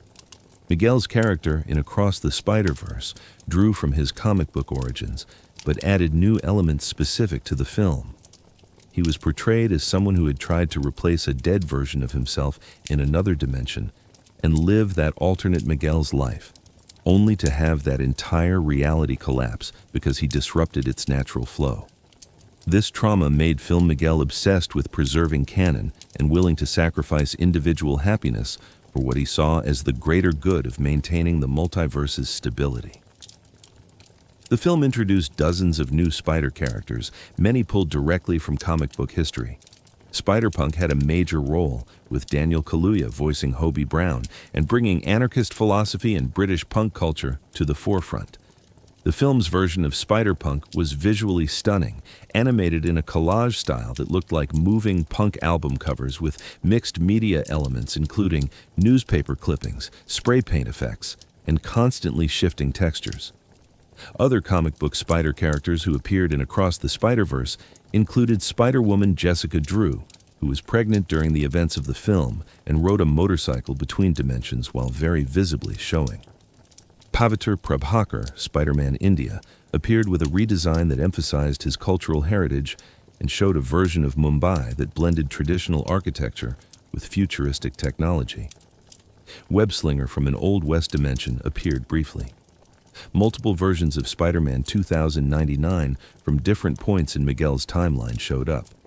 Even extremely obscure characters like Spider Therapist, a version of Peter Parker who became a psychologist instead of a photographer, appeared in background scenes. The film also introduced entirely new spider characters created specifically for the movie. Spider-Bite, a digital spider hero who existed as computer code and could manipulate technology. Ben Reilly, the Scarlet Spider, appeared in a comedic role that poked fun at the character's darker comic book history. Numerous background spider characters populated the Spider Society headquarters, showing the true scope of how many spider heroes existed across infinite dimensions. Across the Spider-Verse ended on a cliffhanger that set up the third film in the trilogy, Spider-Man: Beyond the Spider-Verse. Miles Morales discovered that the spider that bit him wasn't from his own dimension, but had actually been displaced from Earth 4-2, where it was supposed to bite that reality's chosen spider hero. This meant Miles was an anomaly, a spider hero who wasn't supposed to exist, and Miguel believed Miles's very existence was destabilizing the multiverse. The film ended with Miles trapped in the wrong dimension, facing an evil version of his uncle Aaron, who was the Prowler of Earth 4-2, while Gwen assembled a team to rescue him despite Miguel's objections. The influence of the Spider-Verse comics on these films cannot be overstated, but it's also important to note the differences.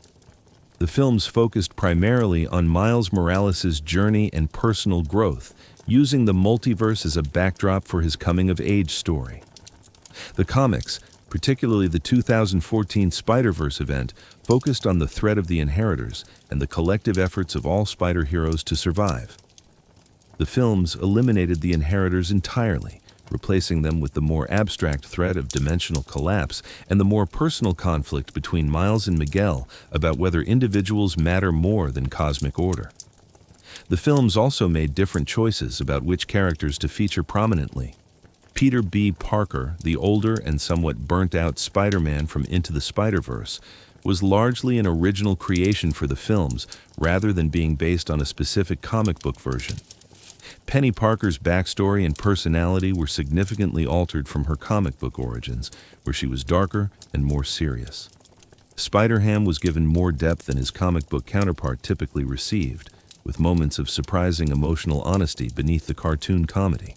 However, the core message of Spider-Verse, both in the comics and the films, remained consistent across adaptations. Anyone can be Spider-Man. The spider-totem, whether understood as mystical destiny or radioactive accident or simple courage and responsibility, manifests across infinite realities in infinite forms. It appears in different genders, different races, different species, different time periods, and different circumstances. What matters isn't the specific origin, but rather the choice to use power responsibly, to help others despite personal cost, and to never give up even when facing impossible odds. This message resonated powerfully with audiences who had spent decades seeing Spider-Man primarily as Peter Parker, a white teenager from Queens. The introduction of characters like Miles Morales, Spider-Gwen, Penny Parker, and countless others showed that the core appeal of Spider-Man transcended any single incarnation. People saw themselves in these alternate versions, finding representation and inspiration in characters who looked like them or came from backgrounds similar to their own. The commercial success of Spider-Verse in both comics and films proved that diversity in superhero storytelling wasn't just morally right, but also financially viable. Marvel responded by giving ongoing series to characters like Spider-Gwen, who became Ghost Spider in later volumes. Miles Morales became a central figure in Marvel Comics, appearing in major crossover events and taking leading roles in stories that would have been reserved for Peter Parker in earlier eras. Silk got her own series exploring her search for her missing family and her attempts to build a life outside the bunker where she'd been imprisoned. The Spider-Verse concept also opened doors for other multiverse stories across Marvel's publishing line. If readers would accept and embrace multiple versions of Spider-Man, then perhaps they would be interested in seeing alternate versions of other characters too. This thinking contributed to events like Spider-Verse's spiritual successor in other franchises, though none achieved quite the same cultural penetration as the original Spider-Verse. Dan Slott's original frustration with shattered dimensions, his desire to see spider heroes from different dimensions actually teaming up and interacting, had evolved into something far greater than he could have imagined. The 5-issue Edge of Spider-Verse series introduced characters who became merchandising juggernauts, with Spider-Gwen alone generating millions of dollars in comic book sales, toys, clothing, and other merchandise. The main Spider-Verse event revitalized interest in Spider-Man comics during a period when superhero fatigue was becoming a concern for publishers. The mystical lore, introduced by J. Michael Straczynski years earlier, the concept of spider-totems and the web of life and destiny, provided a framework that justified and elevated the multiverse storytelling.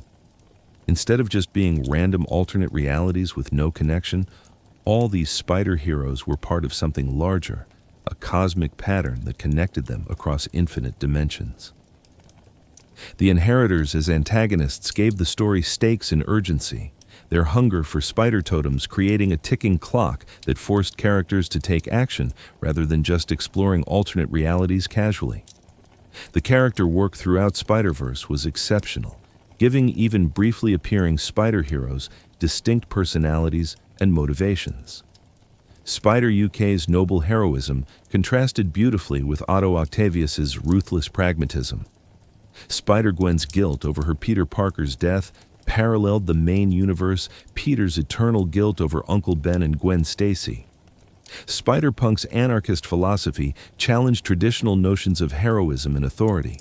Silk's psychological damage from 13 years of isolation gave her a unique perspective on freedom and connection. Kaney's journey from villain to anti-hero to literal cosmic guardian provided a redemption arc that felt earned rather than cheap. Even the villains had depth beyond just being predatory monsters. The Inheritors were a family with complex dynamics, love, resentment, and hierarchy among siblings. Moreland's terror of Earth-616, despite being one of the most powerful Inheritors, showed that trauma and fear could affect even seemingly invincible beings. Karn's guilt and eventual redemption demonstrated that being born into evil didn't mean being condemned to remain evil forever. The ending of the original Spider-Verse comic, with Karn becoming the new Master Weaver and the Inheritors exiled rather than killed, reflected Spider-Man's core philosophy perfectly. Peter Parker always looks for ways to win without becoming like his enemies, to defeat evil without sacrificing his own humanity in the process. The Spider Army could have murdered all the Inheritors, and Otto certainly argued for doing exactly that. But ultimately, they chose a path that removed the threat while preserving the possibility of redemption. This moral complexity elevated Spider-Verse above simple superhero fight comics. It asked meaningful questions about whether ends justify means, whether killing in war is different from murder, whether victims of circumstances deserve punishment or mercy, and whether heroism requires sacrifice beyond what any reasonable person should be expected to give. Different characters answered these questions differently, and the narrative respected those different perspectives without declaring any single answer definitively correct. The legacy of Spider-Verse continues to shape Spider-Man comics and media years after the original event concluded. Characters introduced during Edge of Spider-Verse and Spider-Verse proper have become permanent fixtures of Marvel's publishing line. Spider-Gwen, Spider-Punk, Penny Parker, and others appear regularly in comics, television shows, video games, and movies. The animated Spider-Verse films have earned billions of dollars and multiple Academy Awards. The concept has been referenced and parodied across popular culture, becoming shorthand for multiverse storytelling done right. Looking at how the comic story transformed into the blockbuster animated films reveals fascinating choices about adaptation and what elements translate between mediums. The comics were sprawling, bringing in literally hundreds of characters across dozens of tie-in issues. This scope was perfect for comic books where readers could take their time processing information and revisiting complex plot threads. But films need tighter focus, so Into the Spider-Verse and Across the Spider-Verse limited their core cast to a handful of characters while showing glimpses of the larger multiverse in background details. The films also changed the fundamental threat facing the spider heroes. Where the comics featured the Inheritors as external predators hunting spider totems, the films made the threat more abstract and philosophical. The danger in the movies comes from disrupting canon events and potentially causing dimensional collapse, which is more conceptual and harder to fight with punches and webs. This shift reflected the film's focus on Miles Morales' personal journey of self-discovery, rather than the comic's emphasis on collective action against overwhelming odds. Miguel O'Hara's character transformation between comics and films is particularly noteworthy. In the comics, Spider-Man 2099 was generally heroic, a scientist from a dystopian future who fought against corporate corruption and used his genius to help people.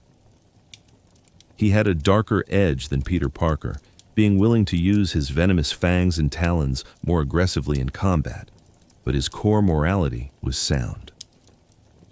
The film version of Miguel is traumatized, controlling, and willing to sacrifice individuals for what he sees as the greater good. He becomes an antagonist not because he's evil, but because his methods and philosophy clash with Miles's more optimistic heroism. This created dramatic tension that the comics handled differently through the Peter Parker versus Otto Octavius dynamic. Spider-Gwen's adaptation preserved her core tragedy, the death of her universe's Peter Parker, while adjusting other details.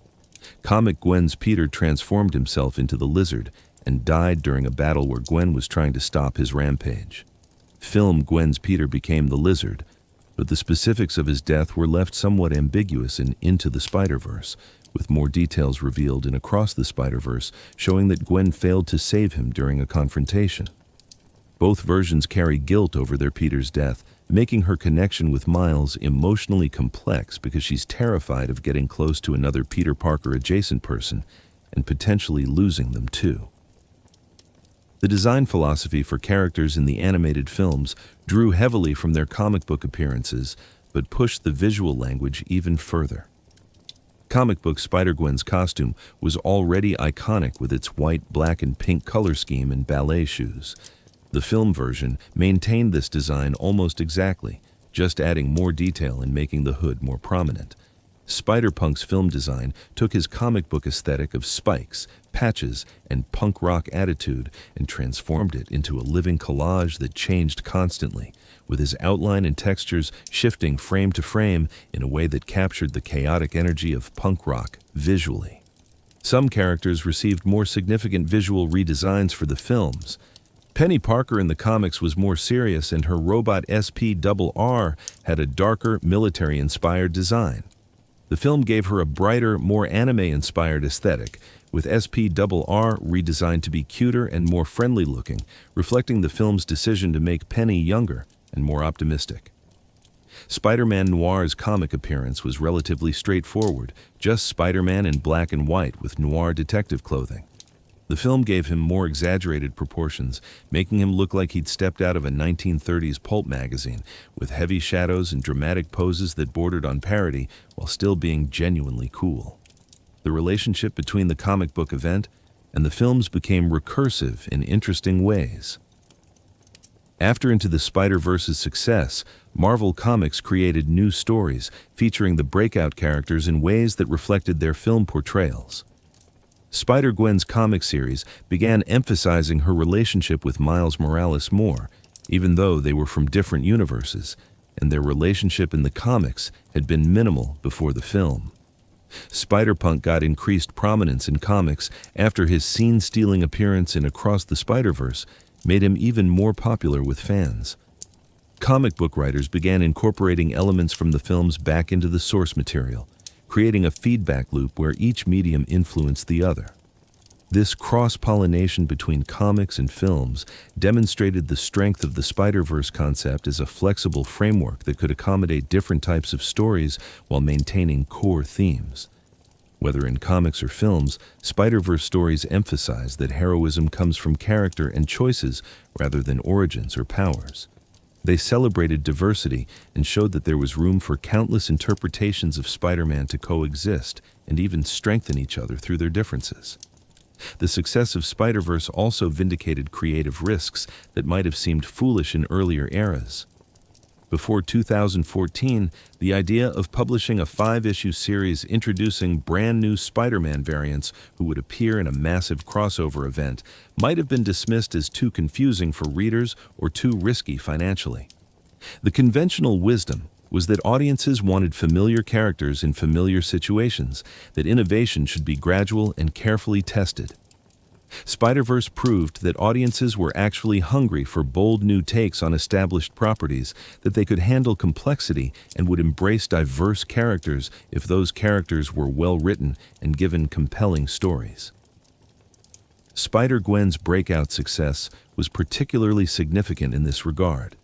She was created specifically for a crossover event, given a single issue to establish her character, and became so popular that she's now appeared in multiple ongoing comic series, animated television shows, video games, merchandise lines, and 2 theatrical films. Her iconic costume has been cosplayed at conventions worldwide by people who may have never read her original comic appearance. She represents the potential for new characters to capture imaginations when creators are willing to take chances and audiences are given credit for being able to embrace fresh ideas. The mystical underpinnings of the Spider-Verse concept, the spider-totem mythology, and the web of life and destiny provided thematic depth that elevated the story beyond simple superhero action. The idea that these heroes were connected by something larger than coincidence, that there was a cosmic significance to their shared choice to be heroes despite personal cost, gave weight to their struggles. When spider heroes died fighting the Inheritors, it wasn't just random casualties in a war, it was the universe itself being diminished, threads being cut from the great tapestry of existence. This mystical framework made every character matter, every loss meaningful, and every victory hard-won. The prophecy of the Other, the Bride, and the Scion worked both as a plot device driving the narrative forward and as a thematic statement about different aspects of heroism. Kaney as the Other represented transformation and redemption, the idea that people can change and overcome their worst aspects. Silk as the Bride represented connection and the power of relationships, her link to Peter Parker showing how heroes are strengthened by the bonds they forge. Benji as the Scion represented hope and potential, the next generation carrying forward the legacy of those who came before. These themes resonated through both the comics and the films, even when specific plot details differed. Miles Morales in Into the Spider-Verse had to learn that he didn't need to be exactly like Peter Parker to be a worthy Spider-Man, that his unique perspective and abilities made him valuable rather than inferior. This paralleled the comics message that the spider-totem manifests differently in different people, and that diversity strengthens rather than weakens the spider heroes as a collective. The visual representation of the web of life and destiny in the comics was stunning and became even more impressive in the animated films. Comics showed it as an enormous loom with countless threads stretching in all directions, each thread glowing with its own color and pulsing with mystical energy.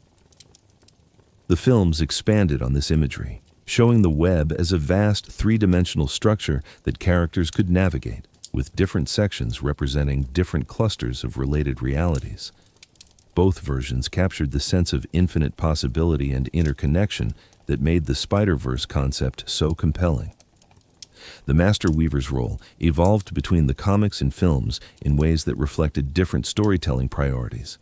In the comics, the Master Weaver was a tragic figure, enslaved by the Inheritors and forced to facilitate their evil until Otto Octavius killed it and Karn took its place. This created moral complexity about whether killing a victim to free them from slavery was justifiable. The films largely omitted the Master Weaver character, instead giving its function to Lila, Miguel's artificial intelligence assistant who helped the Spider Society monitor dimensional anomalies. This change simplified the mystical elements while maintaining the idea that someone needed to oversee and maintain the multiverse's stability. Otto Octavius's role as a leader of the Spider Army in the comics provided fascinating character work that the films couldn't replicate because they were focused on different characters. Otto believed he was the superior Spider-Man, literally better than Peter Parker in every way, and the Spider-Verse event tested that belief repeatedly. He made decisions that saved lives through cold logical reasoning, but he also made choices that horrified the more traditionally heroic Spider characters.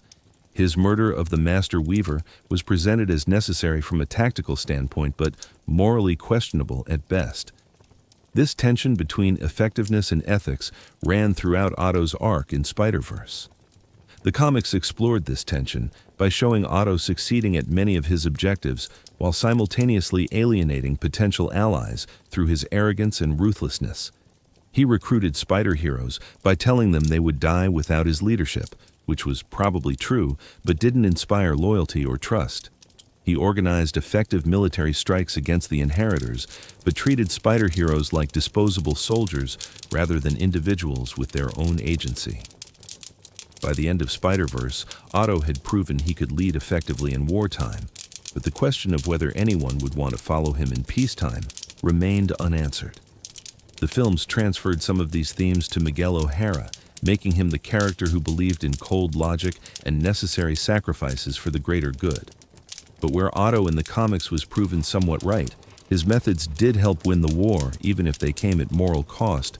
Miguel in the films was shown to be wrong. His belief in canon events and cosmic order was challenged by Miles, whose very existence as an anomaly proved that the multiverse was more flexible and forgiving than Miguel believed.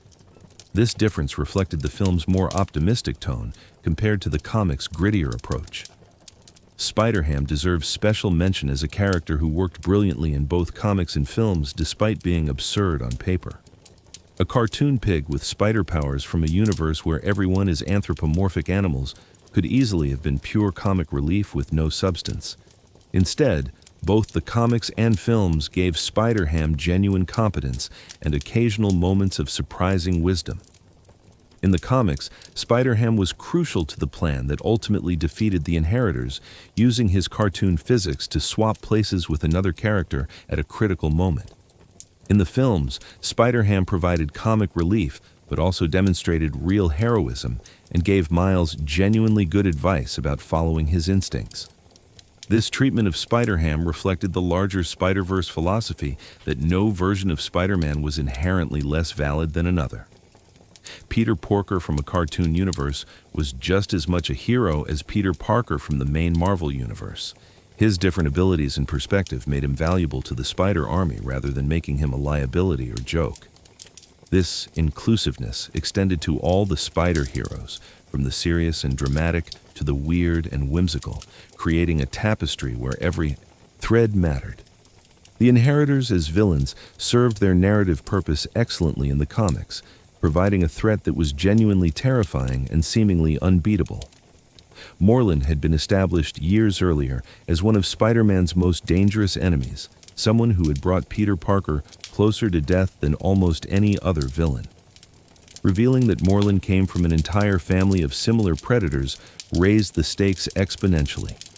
The Inheritors' combination of physical power, mystical abilities, resurrection technology, and strategic coordination made them feel like an extinction-level threat for spider-totems across all realities. The decision to exile the Inheritors, rather than kill them all in the comic's conclusion, was controversial among fans, but thematically appropriate. Some readers wanted to see all the Inheritors die as punishment for the countless spider heroes they'd killed and the suffering they'd caused. But having the Spider Army choose exile over execution reinforced that they were heroes who valued life, even when dealing with enemies who had shown no such mercy. It also kept the Inheritors available for future stories, which led to Spider-Geddon years later. Spider-Geddon's reception was mixed compared to the original Spider-Verse, partly because it was retreading familiar ground, and partly because the stakes felt lower with the Inheritors already defeated once before. However, Spider-Geddon did introduce some interesting new elements, particularly in exploring what happened to characters in the years between events. Spider-Gwen had evolved significantly as a character, Spider-Punk had continued his revolutionary activities in his home dimension, and new Spider characters had emerged who hadn't existed during the original event. The two events also differed in tone and structure. Spider-Verse was built on escalating dread and desperate survival as the Spider Army tried to stay ahead of an overwhelming enemy.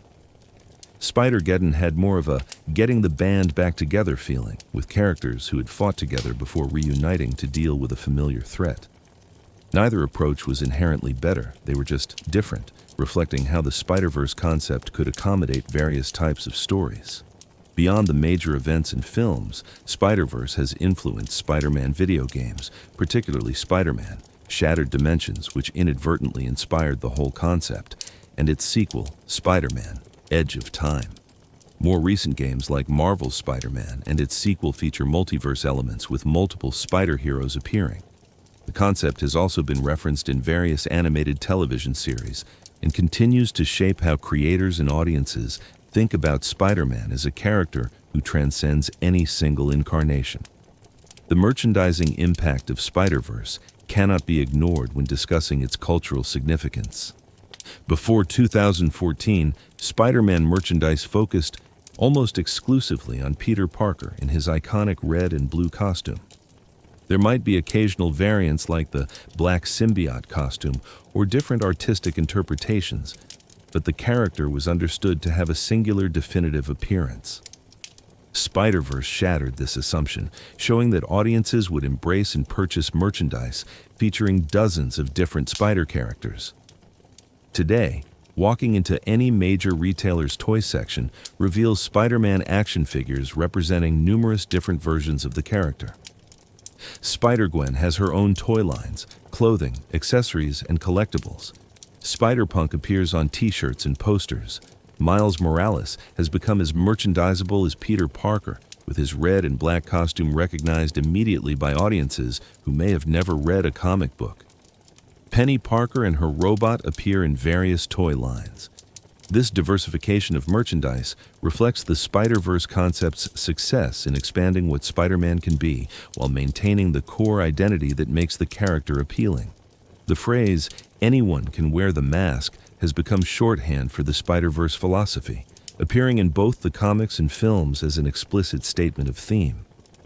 This idea resonates particularly strongly in contemporary culture, where representation and inclusivity in media are ongoing conversations. Spider-Verse proved that you could create commercially successful stories featuring diverse characters without compromising the core appeal of the franchise. In fact, the diversity strengthened the franchise by making it relevant to broader audiences who saw themselves reflected in characters like Miles Morales, Spider-Gwen, Penny Parker, and others.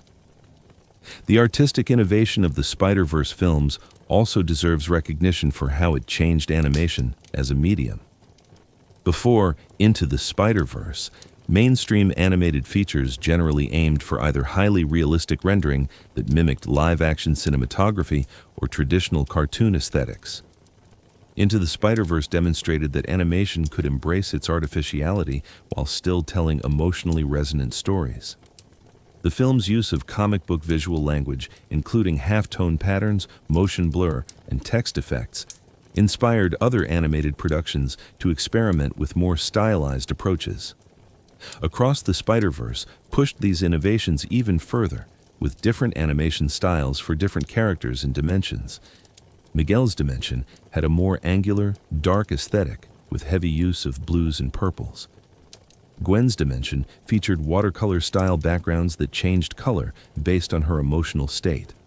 Paviter's dimension showcased the vibrant colors and intricate architecture of Mumbai, with a style reminiscent of Indian art.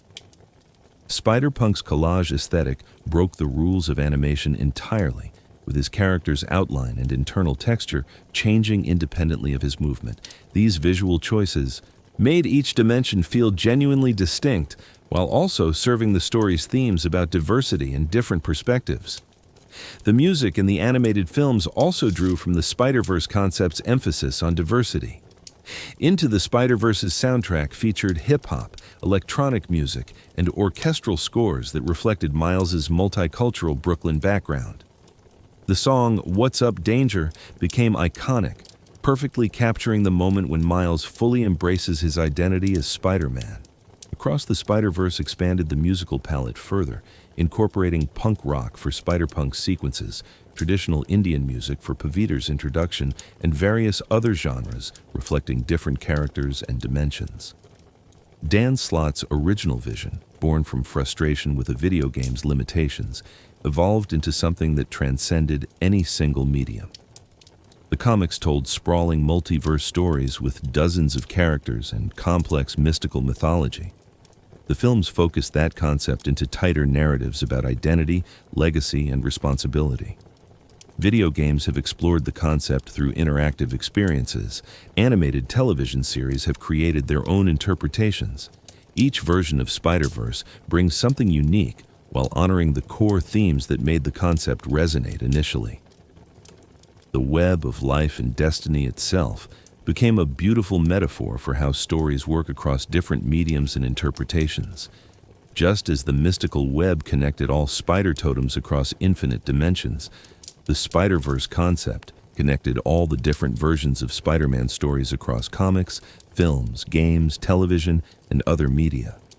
Each thread in the web was distinct but also part of the larger pattern. Remove any thread and the web would be diminished, but the web as a whole was strong enough to survive damage and even grow new threads. Looking back at the 2014 Spider-Verse comic event from a decade later, its impact is clear and undeniable. It revitalized Spider-Man comics at a time when the character needed fresh energy. It introduced characters who have become permanent parts of Marvel's roster.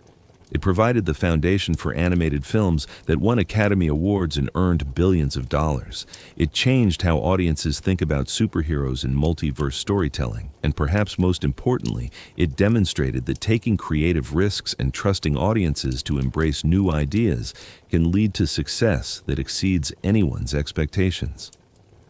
The story of how Spider-Verse came to be, from Dan Slott standing in a video game studio in Quebec, wishing 4 Spider-Men could actually team up, through J. Michael Straczynski's introduction of mystical totem mythology years earlier, to the creation of breakout characters like Spider-Gwen and Spider-Punk, to the animated films that brought these concepts to mainstream audiences worldwide, is itself a story about creativity and collaboration. No single person created Spider-Verse. It was built by numerous writers, artists, editors, directors, animators, voice actors, and countless others who all contributed their talents to something larger than themselves. The Inheritors served their purpose as antagonists, but the real story of Spider-Verse was always about the heroes, about how different versions of the same fundamental character, shaped by different circumstances and making different choices, could come together and find strength in their diversity. About how a teenager from Brooklyn, a woman haunted by her failure to save her friend, a punk rocker fighting fascism, a noir detective, a cartoon pig, a girl with a psychic robot, a man from a dystopian future, and hundreds of others could stand together against extinction and prove that heroism isn't about being perfect or even being the same.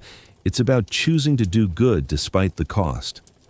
If you found this deep dive into the origins and impact of Spider-Verse fascinating, make sure to hit that like button and subscribe to the channel for more explorations of the lore behind your favorite movies, games, and comics. What aspect of Spider-Verse would you like to see explored in more detail? Should we do a deep dive specifically on Spider-Gwen's solo series, or maybe explore the differences between Spider-Man 2099 in the comics versus the films? Let me know in the comments, and remember, anyone can wear the mask.